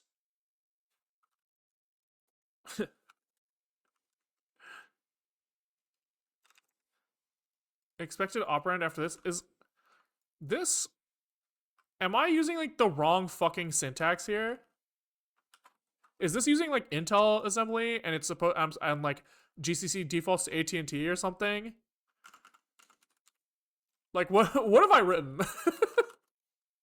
Intel versus AT&T syntax. Not to plug my own shit, but you'll get the syntax from my shit. Yeah, I mean I have been looking at your shit. I'm not gonna lie, I'm not above it. I have it here. Where was it? It was this one.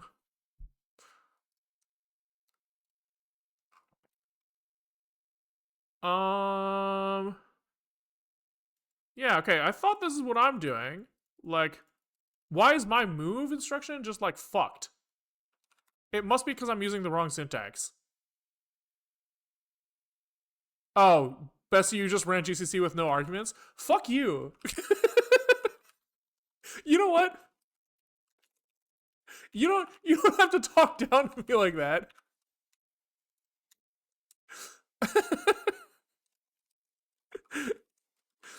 Okay. Damn, roasted. Dude, yeah, throwing Bestie in there. Oof. What is it, this thing? Dude, that's embarrassing. I deserved that one. I'm not gonna lie. Okay. So we got build, blink. Can we look at like their all compile.txt? I'm gonna need to make a link strip too. Yeah, eventually. Eventually. So it's arm non EABI GCC M CPU equals okay, compile this. We'll fucking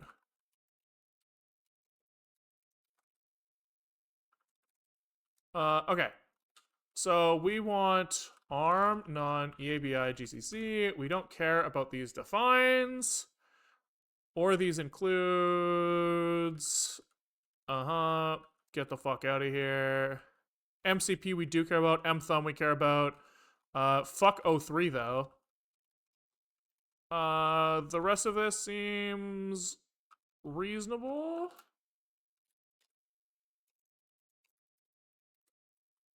Yep.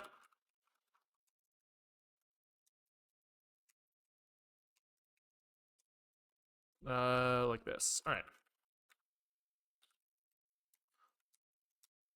Hell yeah, dude. Okay, so now we have a boot 2.0. That was step 1. Okay, step 2 was obj copy.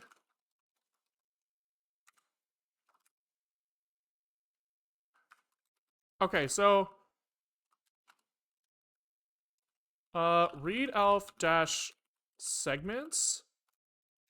I guess is this is not an elf. True. Obj dump.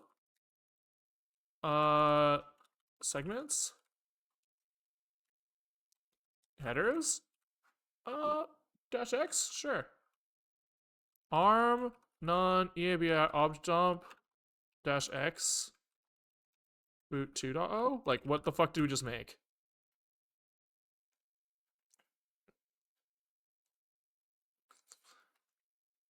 So we have data and BSS. Is there like stuff in there? No, data and BSS are empty, so that's good. Cool. Okay, so that seems reasonable. Then okay. Then we do like an arm none EABI obj copy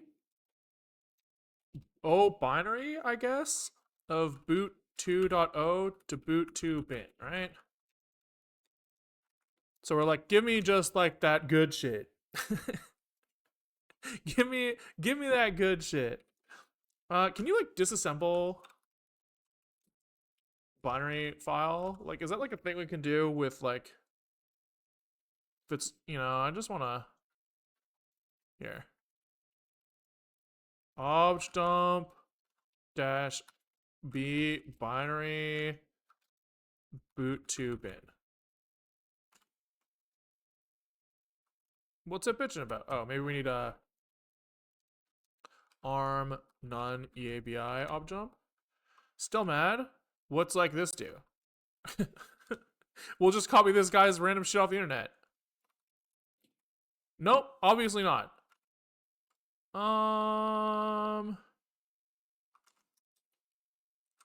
Dash M?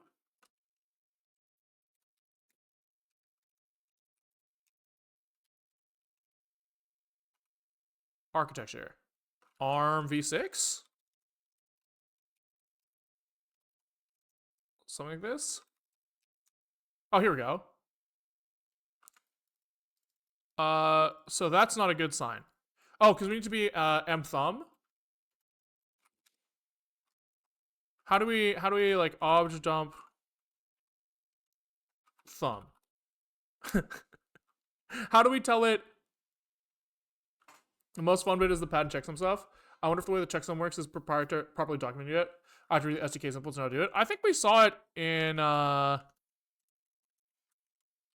it seemed pretty reasonable. Where is it? Boot ROM. It didn't seem crazy. Where was it? There was like a CRC section in here. Weep womp, weep womp. We'll find it. I guess I could search CRC. is this. Just a little CRC with this shenanigans. Don't you need to pad in CRC? You know to? Yeah, eventually. But first, I just want to like see what if the binary file we dumped is like what I wanted. Obj dump binary thumb arm.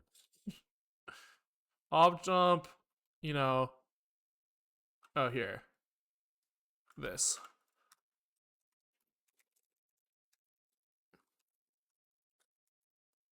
Oh, let's go, baby. Okay. So that looks like what I want. Right? I assume that this is a relative branch instruction to go back here and keep going. So that's good. That's good. The thing that we dumped out here. I gotta sleep. My sleep schedule is reasonable right now. Good luck, have fun. Bye, Blog. Good to have you. See you later. Okay, so this should go back to here.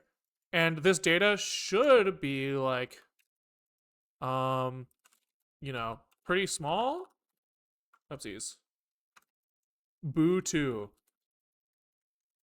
Yes, this is a 6-byte file that has the code, only the code that we wrote, which is pretty reasonable. That seems great. So now we just have to pad and CRC check this thing.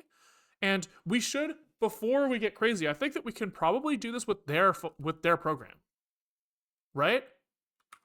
We should be able to be like Python 3 wherever the fuck Pico SDK, probably like source, boot stage 2, pad checksum.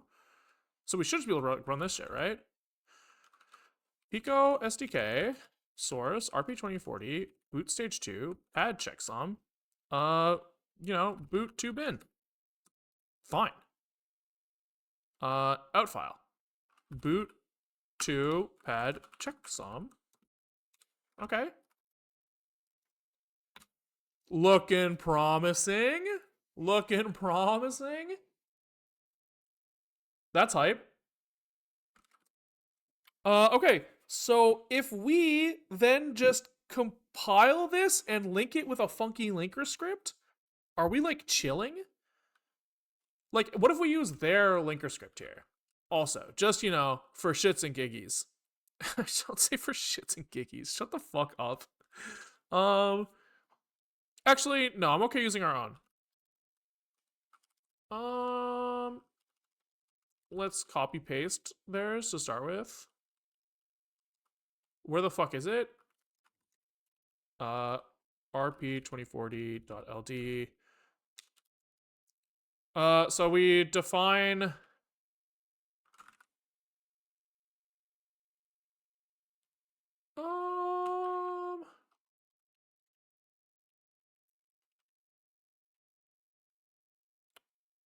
I guess we should just be able to flash this file. Am I wrong? Can we just like can we just like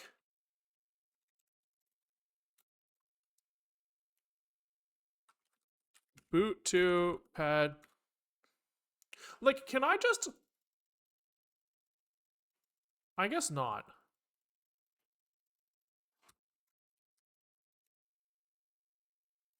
Cannot find entry symbol start. Okay. So like, we have one segment boot to size 256. I think, is that right? Yeah. So that's like a maybe that works. You just need to tell it the destination address when you're flashing it. Oh, that's right. That's right. That was part of this, huh? Which maybe we can do with OpenOCD?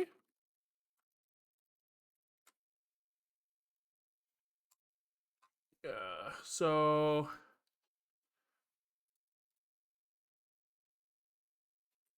file name offset here, I guess.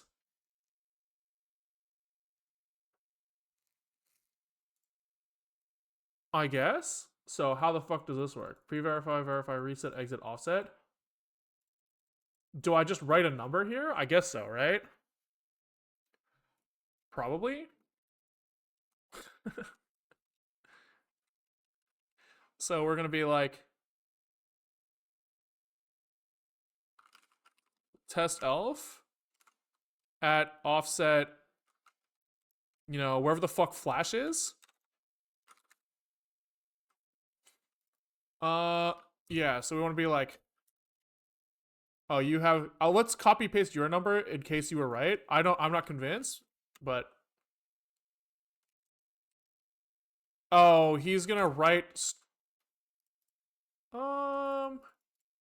yeah, it's this. My number was just wrong. Yeah, so it's like this. Okay. So now he wrote to. I'm concerned that the start address in here was wrong, right? If we right,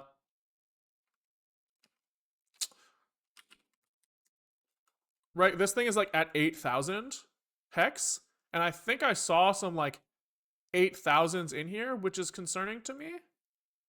I'm not really convinced that it put it at the beginning, right? So maybe we do have to write a linker script. Minimal linker script LD. Oh, I give it the alpha, not the bin. That's a good point. Good fucking point. I did mean to give it the bin.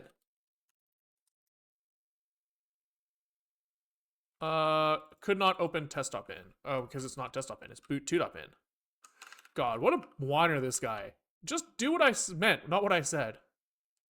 Programming failed. So probably he's expecting an alpha, huh? Can we do like just like raw copy to flash? Open OCD, copy to flash. Is that like a thing we're allowed to do?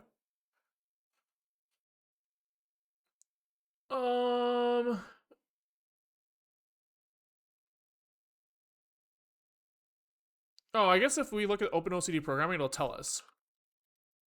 Right? There was he calls flash write image. So flash write image open OCD. What's that? Fuck. write image. Here we go. So write the image file name to the current target's flash banks. Only loadable section. So I just write offset here, right? I just write like flash write image like this.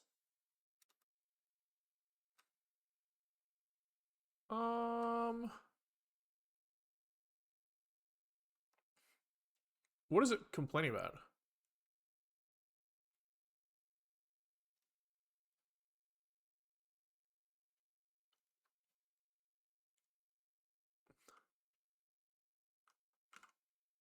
I don't really understand.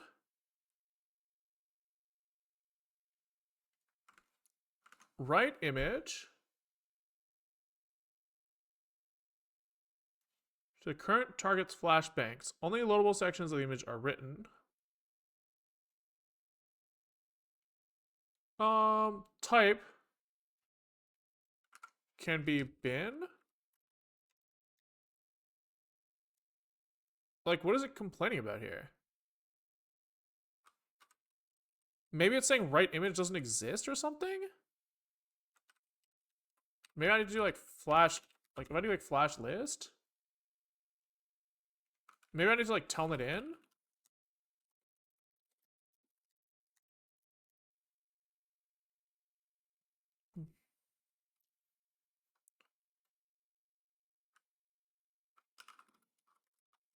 Localhost 4444, and then we can do like flash write image.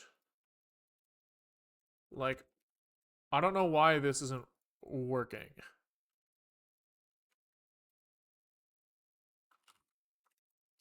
I guess we should not copy that part. Like, oh, there, that worked. So I guess maybe this -c is running too early. But this seems like it worked. Wrote 256 bytes. What does this mean? Oh, because this is supposed to be... He padded it because, We didn't make the right thing. Right? Boot to bin is really fucking tiny. So we need to like, okay. So how do we make this pad checksum binary?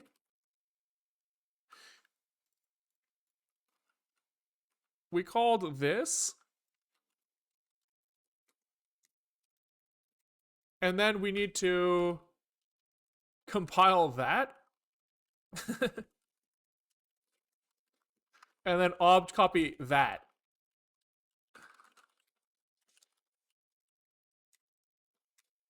Okay, this is the bad boy that we want to program, right? Yeah, because this is 256 bytes now. Hype. Hype. Okay, telnet. We're getting somewhere. Flash, write image, boot to pad, checksum bin at, whatever the fuck.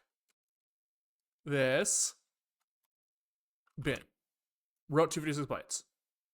That feels pretty good. So now, GDB, target, remote, localhost 3333, monitor, reset init, continue, break, continue, break, info registers. So we're seeing R0, big ass number, continue.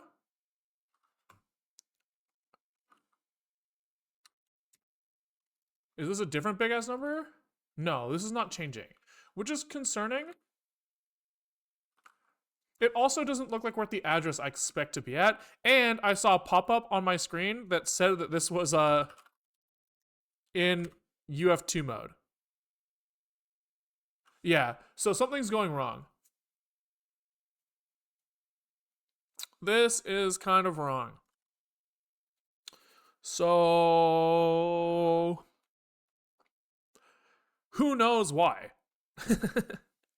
So the fact that it's doing that indicates that the checksum is wrong. It looks like boot ROM isn't booting to stage 2. Yeah, that's like likely. But like why?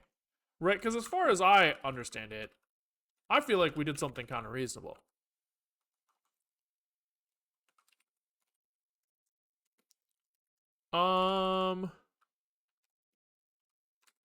Okay, first, I guess let's see. First of all, we run like disassembly. We run this on boot to pad checksum. So we should see our first three things are fine, right? This is still our program. Then the rest should be a bunch of zeros. Right? Which we do see. We see 0, 0, 0, 0, 0, 0, 0, then a CRC. So if we assume that their CRC is like correct, then there's like a couple options here. Right? One is that the code is like trapping and crashing and then going back into the bootloader, boot stage 1 or something. Another option is that the checksum is wrong, but I would assume the checksum is right. And then another option is that we didn't flash what we thought we flashed. All of those are not crazy.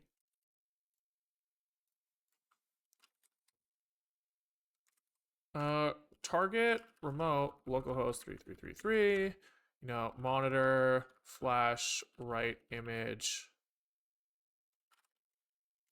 boot to pad, what is it? Boot to pad checksum.bin.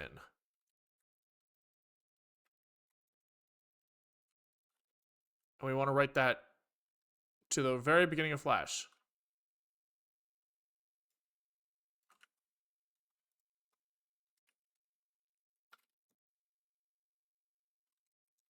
Okay, which doesn't, yeah, it just doesn't seem...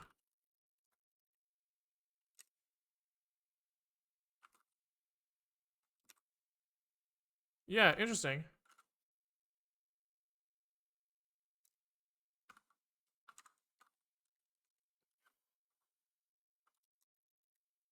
Interesting. Okay, what if... I'd be interested to see if we flash, like, PC wrong place. Yeah, definitely, right? It's like it's not jumping over there at all. So either it's like jumping there and immediately quitting, or it's not jumping there at all. Both are very possible. Right, and I can see as well that like the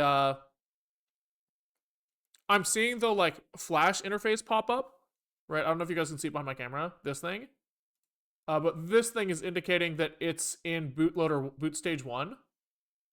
I don't see how it could jump and quit. I guess like if I was thinking if it like trapped somehow. Um but yeah, it doesn't seem super likely, huh? I just unplugged it, that's why I was doing that. I just wanted to see what happens. Alright.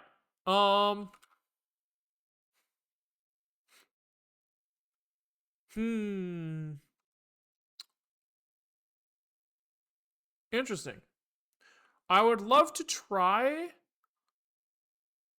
maybe a similar thing with something that we know is valid. On init, does it set program counter to that thing? So it should. I think the program counter should go here. Right? The program counter should go to 2004 1F00. Because what it does is it takes the it's supposed to look at the shit in Flash and copy paste that shit into RAM. It's like the last 256 bytes of RAM and execute from there. That's what it's supposed to do. Now, it's so hard to fucking tell why what we're doing doesn't work.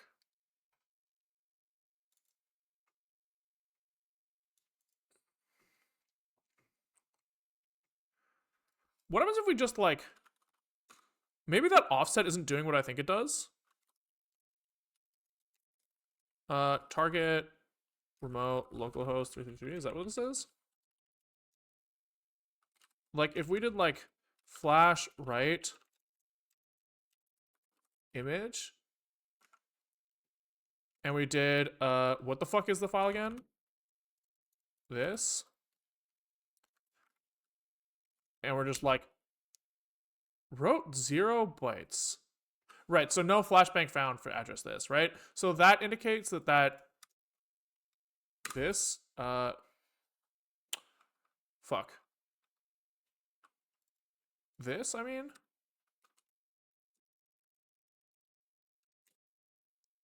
like that seems right to me.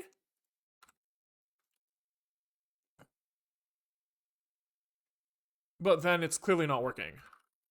Right? Oh wait. Yeah, clearly not. And we see that it takes a long time for that like USB init to start, which kind of lines up maybe with them talking about how they fucking try a bunch of times and then give up.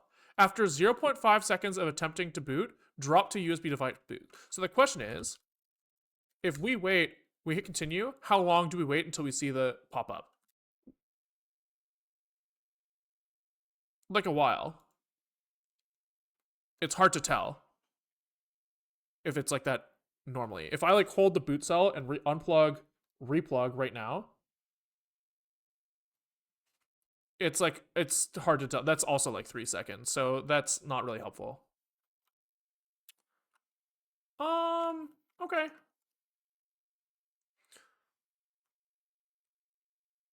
So I don't really know what to do next. Maybe you compiled for the wrong target. This could be Indianness or something. Yeah, that's a possibility.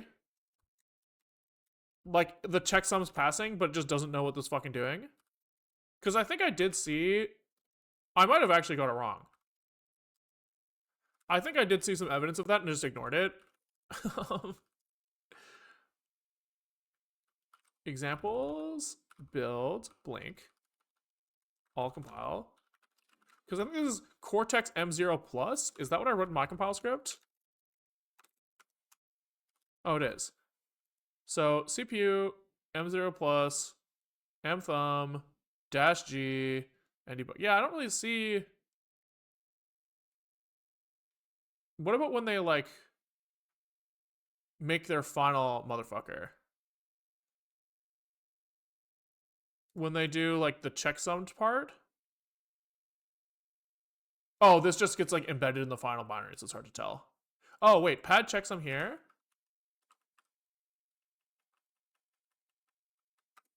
This is interesting. They pass in a seed here that we didn't do.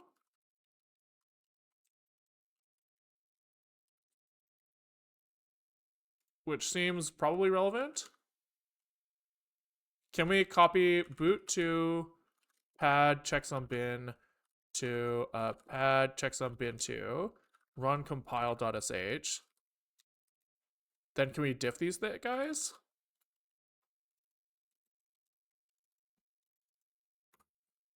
They are different. I always like the unpredictability when it comes to your streams. It's literally anything between and including modding Bootloader because math and writing a bootloader. Yeah, we've got a lot of interests around here. Okay, so this is good. The fact that those are different is very good for us because it means that there's a chance that this is now right. So it's monitor or target remote localhost 3333 monitor flash write image. I keep forgetting this at address this monitor reset init. Okay, so no pop. Oh fuck, there was a pop up. Fuck.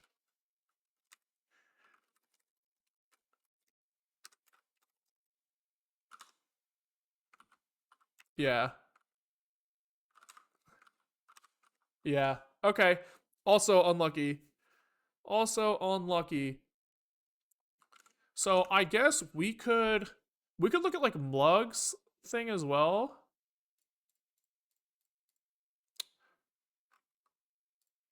Where was GitHub com Mlug? We could just look at his script because we also know that that one's correct in some way. Like, what does he do? He writes a binary file as output, checksum crc32, and his input is what? Stage 2 bootloader blob, padding required size, and padding checksum. So yeah, this does seem like he's just taking in the input, then padding it with zeros, probably, then running the CRC. So we can try this as well. This is like, I mean, what I expected it to be, but we can compare this as well just to see. So this is going to be pad stage 2 from Mlug, our pal. And if we do like pad stage 2 Mlug on boot to bin to boot to pad checksum Mlug bin. What the fuck? Oh. Fine. We should see that these guys are the same. The one that we did with their script and Mlug's should be exactly the same, or else we did something wrong. But those are identical, right? So that's a good sign to some extent. It means that assuming that boot2.bin is valid, then this binary is also valid.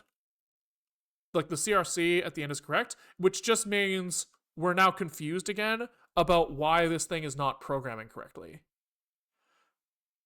Because I would think that if we just slap this shit onto Flash, it should load. I wonder if we're like watchdog triggering or something. Like if there's like some expectation.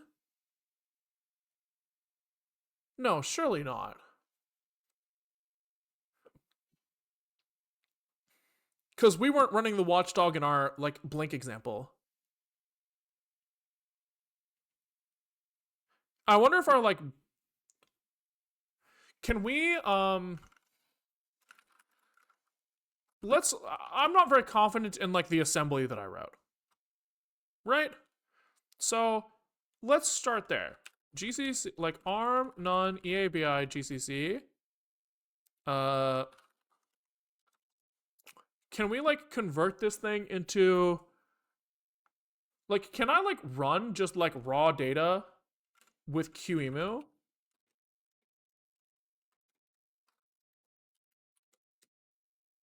Exec, can we like QEMU run binary file? Like, is that allowed? Mm, mm, mm, mm, mm. Like I want like loading and running a raw binary file. Yeah.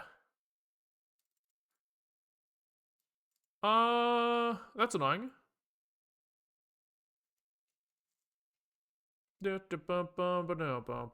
I guess if we did like this,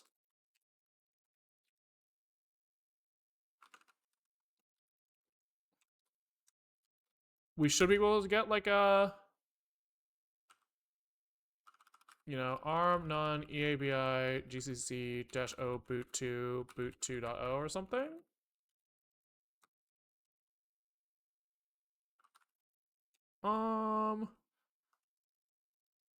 Multiple definition of start. Oh, can I like gcc like compile no crt0 or like whatever? No star files?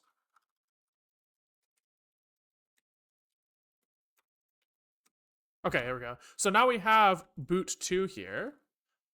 And can we run that in QEMU arm and just like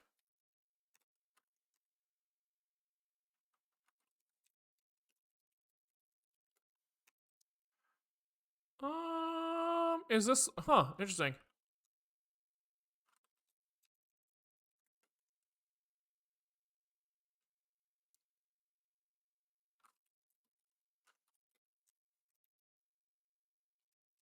Okay, so this was the right elf header and he's segfaulting?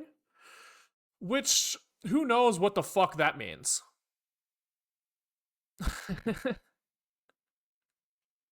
Like, who knows? I just want like some like proof that the code I wrote is good. You know?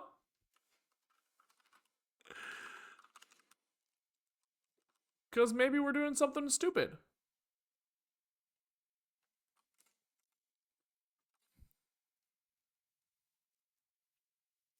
Don't we all? Don't we all?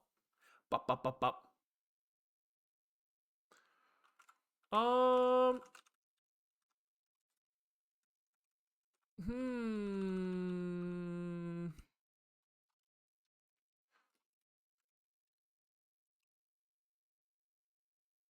Because, like, you know, there's just a really good chance that we've done something fucking brain dead here. Can we, like, reduce this down to, like, to this?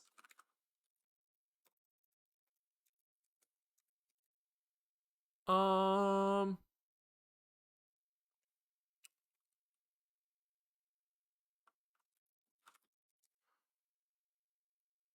And then can we actually, like, I'm starting to get confused by all these bin files.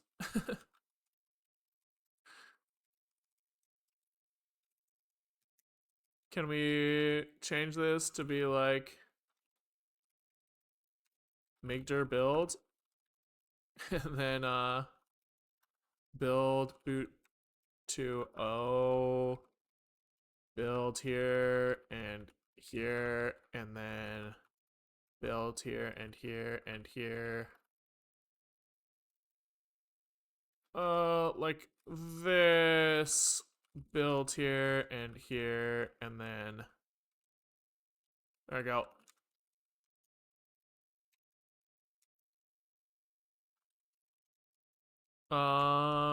Oops, put a dot here when I was supposed to.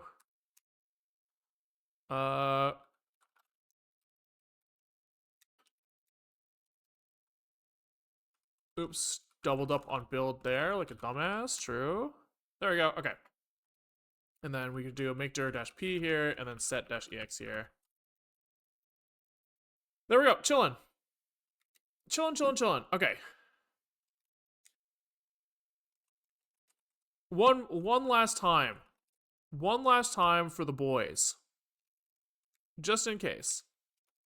Target, remote, localhost. In case, like, you know, there were just too many files kicking around and I didn't really notice, and like, monitor, flash, write, image, build this at this offset.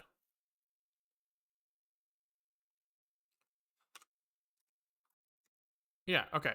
And then monitor, reset init. FYI, target extended remote might behave a little better. Yeah, it does keep telling me to do that, huh? Yeah, okay. So obviously this is still broken. Now, how do we like bisect this?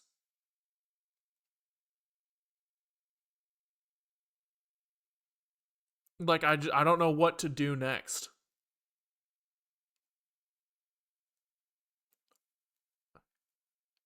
I guess we could try to confirm that this idea of boot to pad checksum bin. Like, can we do this with somebody else's boot to?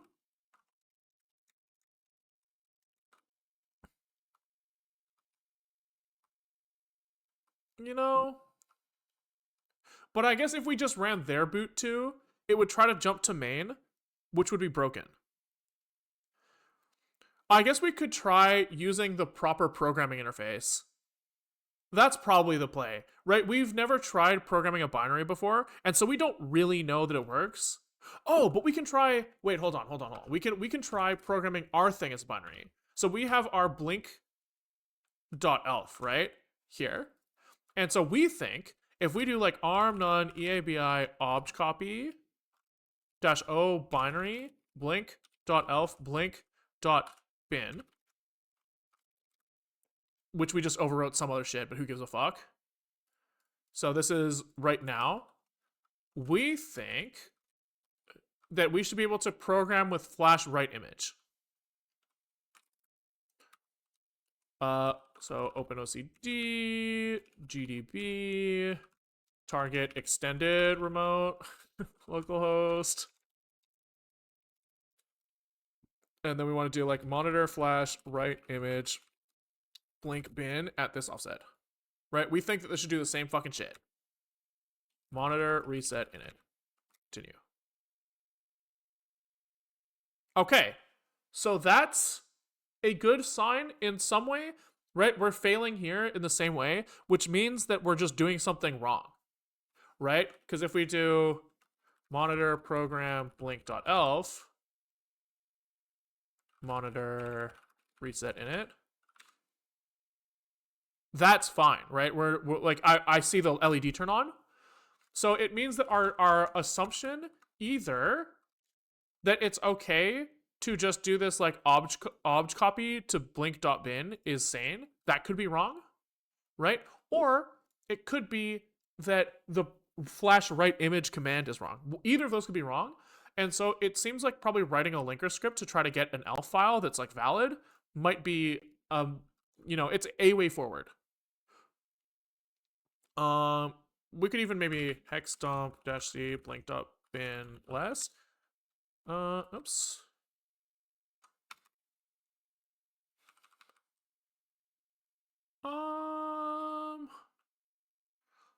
Interestingly here, I don't see what looks to be like a padded out bootloader here. So that's kind of interesting.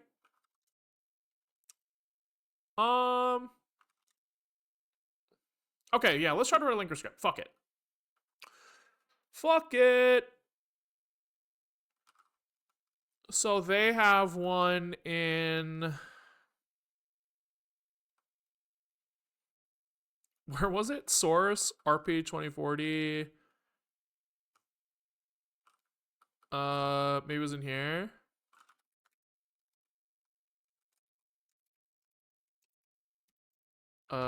This thing. What do we call this? From scratch. Test.ld. Okay. Let's let's just start going crazy.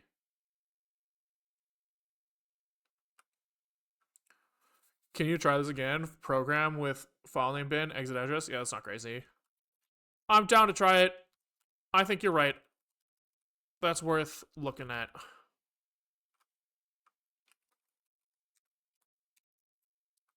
Target, remote, localhost 3333, monitor, program.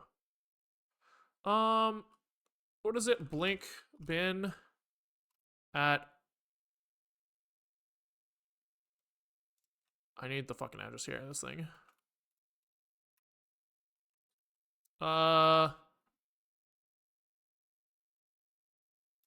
Yeah, something about this just feels wrong. So I guess okay, let's do the thing we know is wrong first. Monitor right flash, flash right image, blink bin at fuck whatever fucking address it was supposed to be. This. Okay, so we do this. We do monitor reset init. This should fall the fuck over because boot2 is invalid.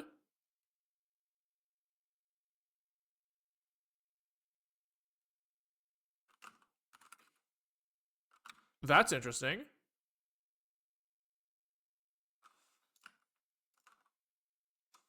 Can we unplug, replug?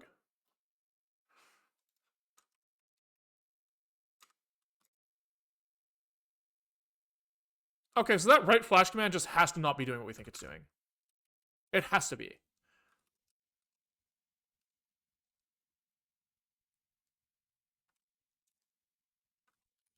Yeah, it has to be. So, I mean, fuck it. Monitor reset init.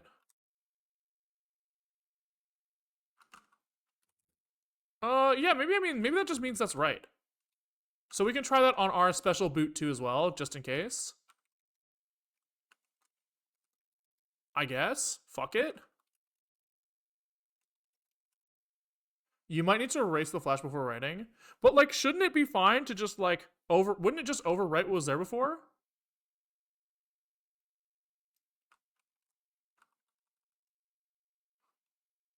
Okay. Open OCD. GDB.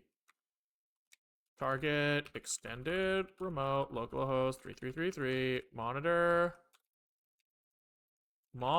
program, build, bootpad checksum.bin at address. And then we monitor reset init, continue. Okay, so nothing's wrong. And it does seem like we're just fucking like insta fucking resetting back to where we were in the bootloader. So, shot in the dark, are we confusing flash addressing starting with 0 with memory mapped addresses starting at 0x1000? Yeah, that's very likely. Whoever suggested just fucking writing program file name.bin, this looks promising, right? If I just like spam next year, we're seeing that we're at this address, which is very good. That's very good for us. Okay, can we bring back kind of like the full-on shebang? So this we had like boot to it was move R0 100, and then here it was like add R0 number 1, right? Something like this.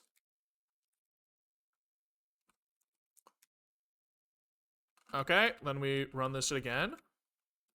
So we do monitor target extended remote localhost 3333. Then we do monitor program not whatever the fuck we were doing before. Build boot padded checksummed with offset of flash. Run. No, monitor reset init. Continue. Breakpoint. So this is a good sign too. Info registers. So we see this value, hit next instruction a couple times. It's one fucking higher. Let's fucking go, baby. Good fucking call on that program call. Let's go. Okay. So was that right command? Whack. Yeah, I guess so. I guess that's what we get for just guessing. We could look at. I am a little curious about why that didn't work. It feels like it should have.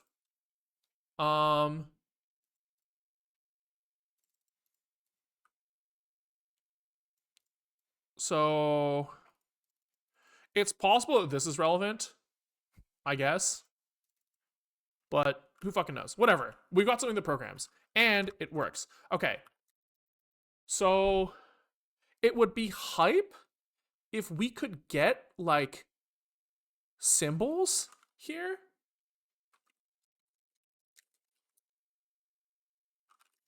Right? Like, can we just do, like, if we do this, can we disassemble without source, without, like, I guess I'll just do this. Yeah, there we go. That's what I'm asking for. Oh, nice. So I can do something like this. Boom. Oh, hype. So we can, now we have some indication that we have the right code, right? We can see here our fucking assembly right here, which is hype. Might be a good time to write a linker script to build an elf to get symbols. Yeah, that's not crazy. I agree. However, I think that the elf file will also be wrong. Right? Because the elf file is going to, like, the linker script that we had was saying put the fucking bootloader in Flash, right? But we know that it's going to be copied to RAM from Flash before execution. So there's probably still some fucking weird symbol remapping to be done. Like GDB symbol range remap or something. Like, can you GDB map symbols from address to address? That's a flash at RAM or whatever in the linker. Oh, you're saying they already do that tieback and I just didn't understand it? I'm curious. RP2040.ld. Oopsies. RP2040.ld. Because this is, here they say go to flash, RAM.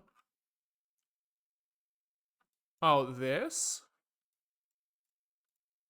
RAM at flash? So they're not doing that for boot 2, but that is interesting. I don't really understand what this means. Is this saying just put it in both? Or are you saying this belongs in RAM, but its source data comes from Flash, probably? RAM to Flash means put the bytecode in Flash, but use address as if it was in RAM. That makes sense. I think. Right. I see what you're saying. So you're saying that because the bootloader copies this shit into RAM, it assigns the data, it writes the data into Flash. But we know that the bootloader is going to copy it into RAM, so we can do something like this, which means we could make a linker script that works with the knowledge that the bootloader 1 is going to copy bootloader 2 to RAM. That's something that we could work with. Okay. Yeah. Hype. So,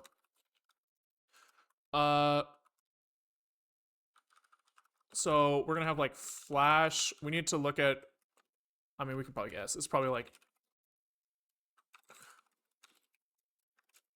something like this. We don't know what the length is, but I guess for now we can just say 256. Right? And then, like, we don't need more than 256 right now. Then we basically just say like this goes to RAM. We probably want like boot2 RAM at flash like this, and then we want like a boot2 RAM at like whatever the fuck that address was. We have it somewhere. This. Right, so we can kind of like boot. And length is also 256. And then here we can be like, okay, this stuff goes into boot2 RAM, but it's actually on flash.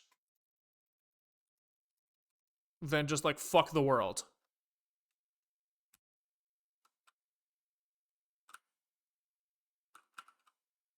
Right? Right?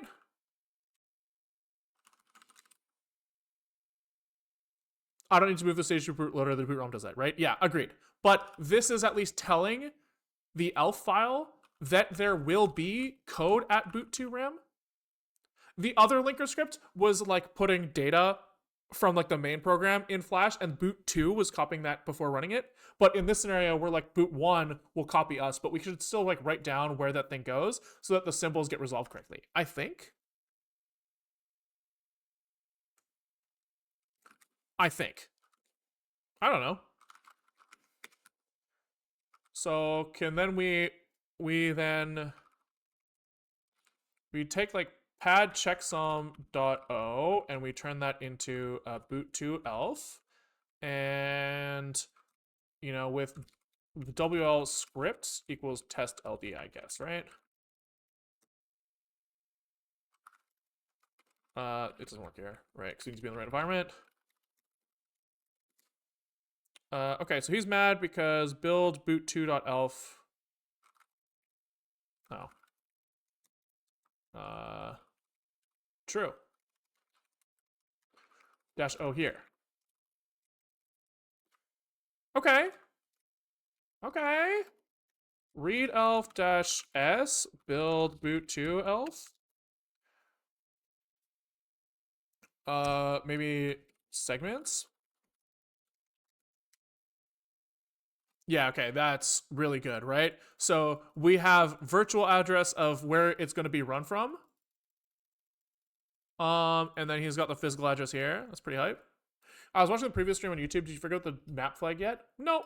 It's pretty useful. It generates a memory map for your program. So that's just kind of like an output, I guess. Is that an output or an input? I assume an output. I assume it's like I did open it. I assume that it's like, hey, just so you know, this is where we put shit. Is that put from linker? Yeah, that makes sense.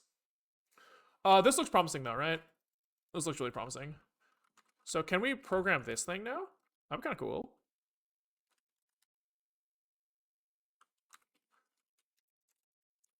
Target extended remote localhost 3333. Boom.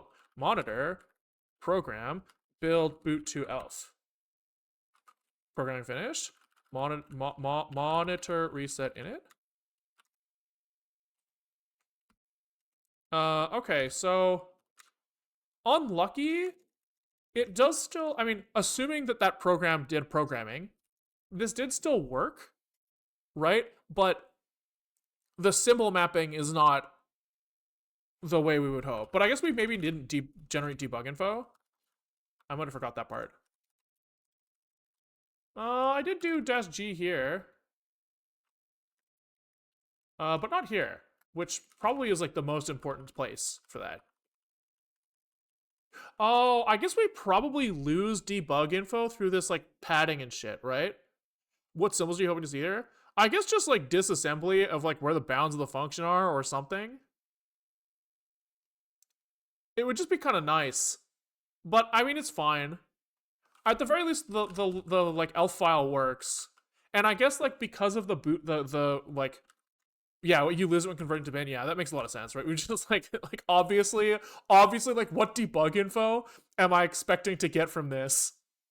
Right? Like what do I think is gonna happen? You can do everything using elves. Yeah, that makes sense. Well, can you do the pad and checksum with elves? I'm not sure you can. Even the initial .s doesn't have any symbols. Does it not?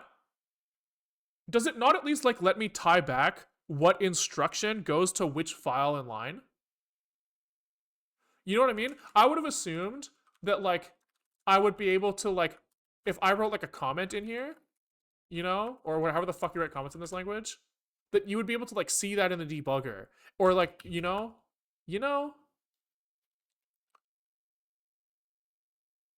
you can actually do all this padding stuff through linker. The checksumming too? No fucking way. Oh, then add the pre-pop process to yeah, sure. Whatever, it's fine. It doesn't fucking matter. As long as it's like semi-functional, that's fine.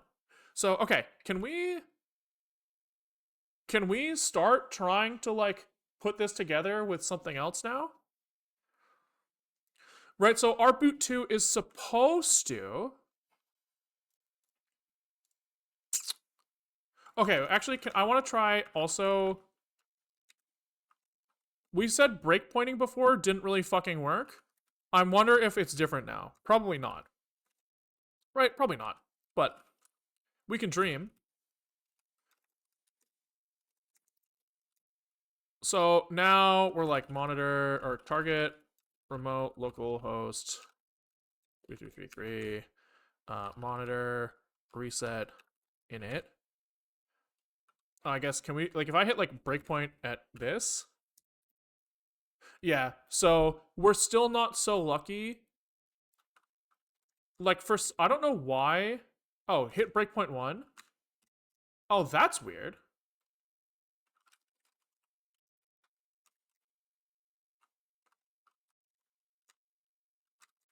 So after I sig int 1 time, then it works?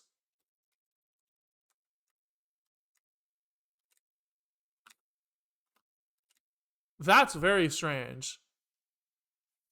That's really weird. So there's something funny going on there where the breakpoint the reason that we couldn't breakpoint in the bootloader before was because it's like having trouble injecting that thing. I wonder if like the stage 0 bootloader is clearing interrupts somehow or something, right? Like I don't really know how. Oh, of course. Of course, of course, of course, of course. Because oh, I understand. So, from that time we wrote a debugger, we learned that the way that the breakpoints are inserted are the debugger just rewrites that address with a breakpoint instruction. And then when you continue, like swaps the old instruction back in before continuing and then resets and then like steps one instruction and then puts it back. And so we are probably asking it to breakpoint at that address by writing a breakpoint instruction to address 0x21f4 or whatever. And then the bootloader is copying the actual boot stage 2 back over and it breaks it. So I think you're right. Whoever said just fucking put a breakpoint instruction in the code, I think you're right. I think that would work. Which I don't really know what that is. Arm breakpoint instruction. Burke. Right? So if I'm just like this.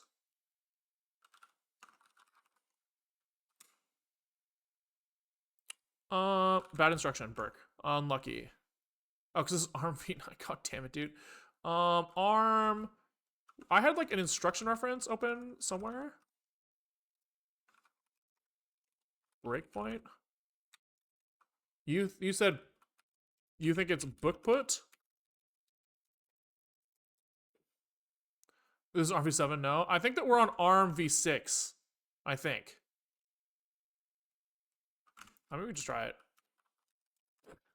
I'm not above just typing shit. Let's go.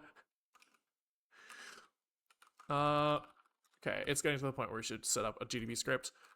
Target extended remote localhost 3333, and then it's like monitor program builds this, and then monitor reset init. Continue. Oh, let's fucking go, baby! That's hype. That is fucking hype, dude. Yeah, hype. And then we can do this plus 20. Yeah, that's fucking sick. I guess I could be wrong. Cortex M0 plus. I think it was RV6. But maybe I searched. Um.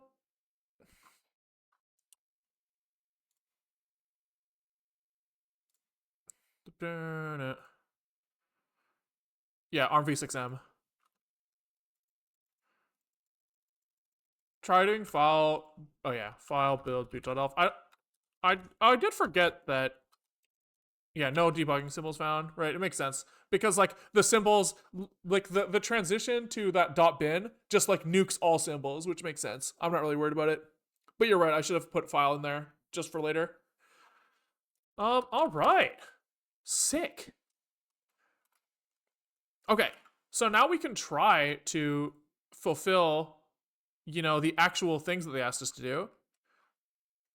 And we should be able to just copy paste some binary. The goal, yeah, I guess all we want to do is copy paste some binary to SRAM, right? So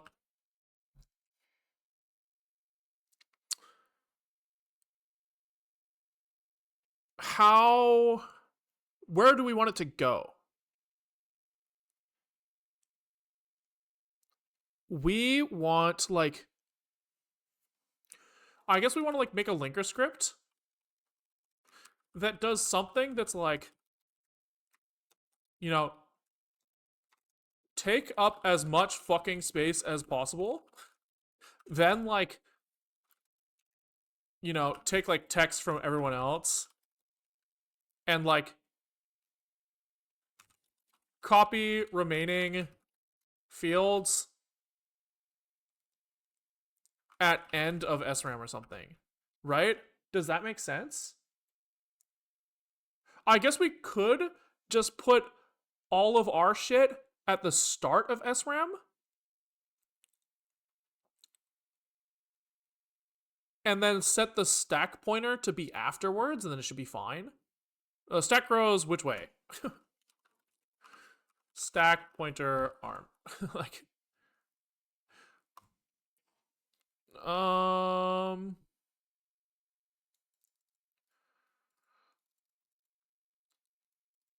use the pointer in thumb code. Most instructions cannot access stack pointer. The only instructions get blah blah blah. The use of stack pointer for any purpose other than as a stack pointer is deprecated. Okay, and then like arm stack pointer direction. Does it like grow towards smaller numbers or bigger numbers?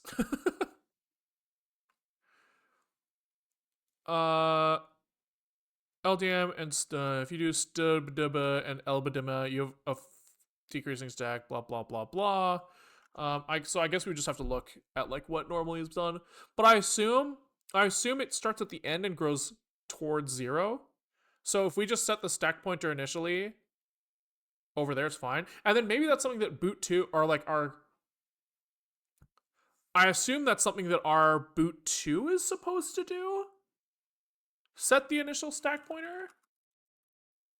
Or maybe that's a CRT0 thing? That's probably a CRT0 thing, is setting the initial stack pointer.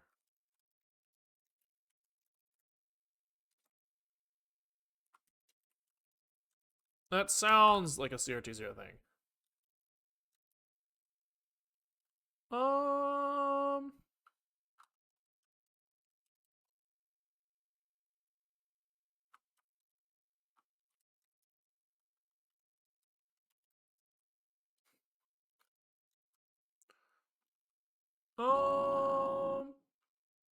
Execute boot 2 on the core 0 stack, blah blah blah.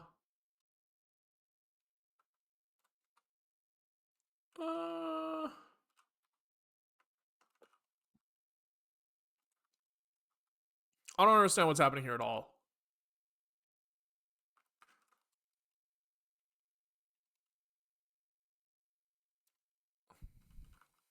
Align. Oh, here. Ah, okay. So they just put it.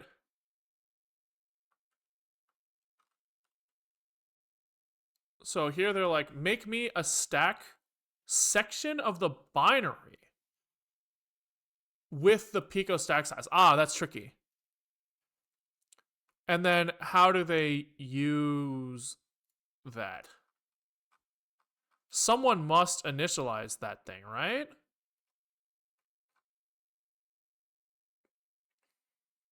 Wait, what does the stage 2 bootloader even need to do here? Yeah, I don't know. That's what I'm trying to figure out. Like, at the very least, it's supposed to copy the code that we want to run into memory at the very least. And now I'm just trying to figure out like where the fuck do we put it, and then how do we run our code? How do we like configure our code to be like run reasonably? These are questions I'm asking myself, right? Because I assume that like wherever we copy it needs to be known to the linker. Would be my assumption there. Have you done x86 bootloader before? Nope. Unless you count, I wrote like a multi-boot 2 thing before, which is, I think, technically something that the bootloader ingests. When we wrote like an operating system, we wrote something that used, like QEMU used multi-boot to boot us, and then in the beginning of our file, our binary, our like file system image, whatever the fuck you want to call it, we had a multi-boot header that told it what to do with us. But I don't think we've ever written the bootloader part ourselves.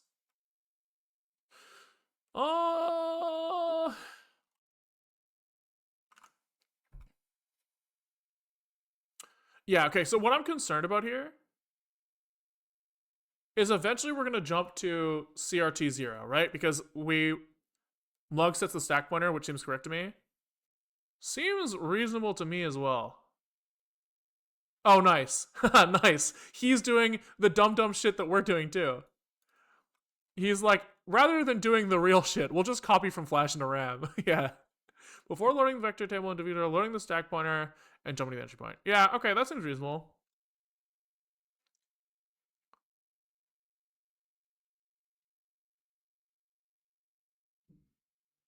Hype. Okay. Why is he using XIP here, though? If he's just copying it, it seems like you don't really need it.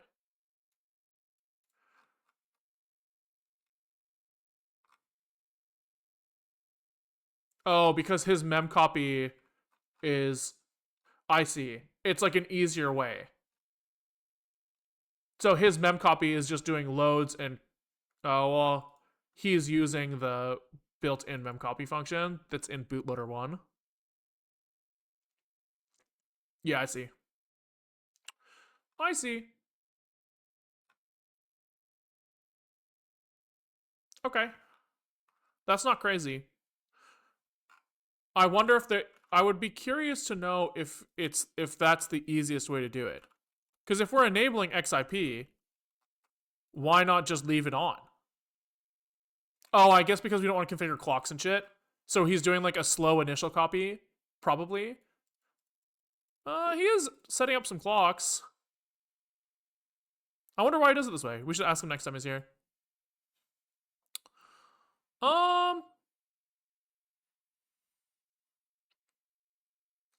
Executed from rounds faster too, isn't it? Oh yeah, I guess that would be it, huh? I assume there would be some intelligent caching going on their side, but yeah, maybe not. Maybe not. Okay. I mean, this is cool. I'm trying to decide if I want to take a break. Like, my head hurts. I think we made some progress. Like, this is kind of a good checkpoint where we are right now. Right? We got to the point where we have a bootloader that we have proof is running. It doesn't do anything interesting yet, but we know what it should do. And so I'm thinking that, like, you know, for the YouTube narrative perspective, it would be nice if we used the context that we got at the beginning of the stream. But on the other side, it's kind of, we have a satisfying end right now, and I'm tired. So I think there's enough to do another stream on this, right? Because once we have something that compiles with once we make it into main, which I'm not even sure will be an easy path, we have to like somehow copy the shit, our like real code into RAM, execute, set up the stack, execute it, probably set up like interrupt vectors. All of that sounds non-trivial. So another stream on this seems reasonable. And then even if that was all fast, we could always just then set up a Zig build. So yeah. Yeah, I think you're pretty close as far as functionality goes, but the debugging will suck. Yeah, I agree. So I think we call it here for today. Thanks for watching, guys. If you like what you saw, we stream most days at around 12:30 Pacific time to 4 o'clock Pacific time. It is 3:40 now, so anywhere between 3 hours ago and 20 minutes from now is when you should expect to see us. We're working on this Raspberry Pi Pico stuff right now. We're having fun with it. We were also working on a video game and a image editor and whatever the fuck else happens to be interesting to us on any given day. So if you want to see that stuff, try swinging back by.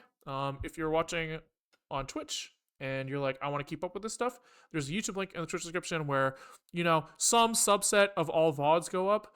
It kind of depends on if I think it's, you know, something that is titleable, thumbnailable, you know, that might be good for the algorithm, all of that jazz. The rest of the stuff, you either have to catch live on Twitch, or if you subscribe on Patreon or Twitch or join on YouTube, the remaining VODs go up into the relevant sections on those areas. Please consider subscribing on one of those platforms, because this content will end someday, and that day is marked by a dollar amount in my bank account on the downwards version, not the upwards version. I'm not saying like give me money so I can quit. I'm saying like I'm losing money every day, and one day I'll be like, fuck, I need to get a job, and that day will come later if I make a little bit more money doing this. So please consider. But if not, no worries. Otherwise, I think that's all we gotta say. YouTube, peace out, and Twitch is find someone to raid.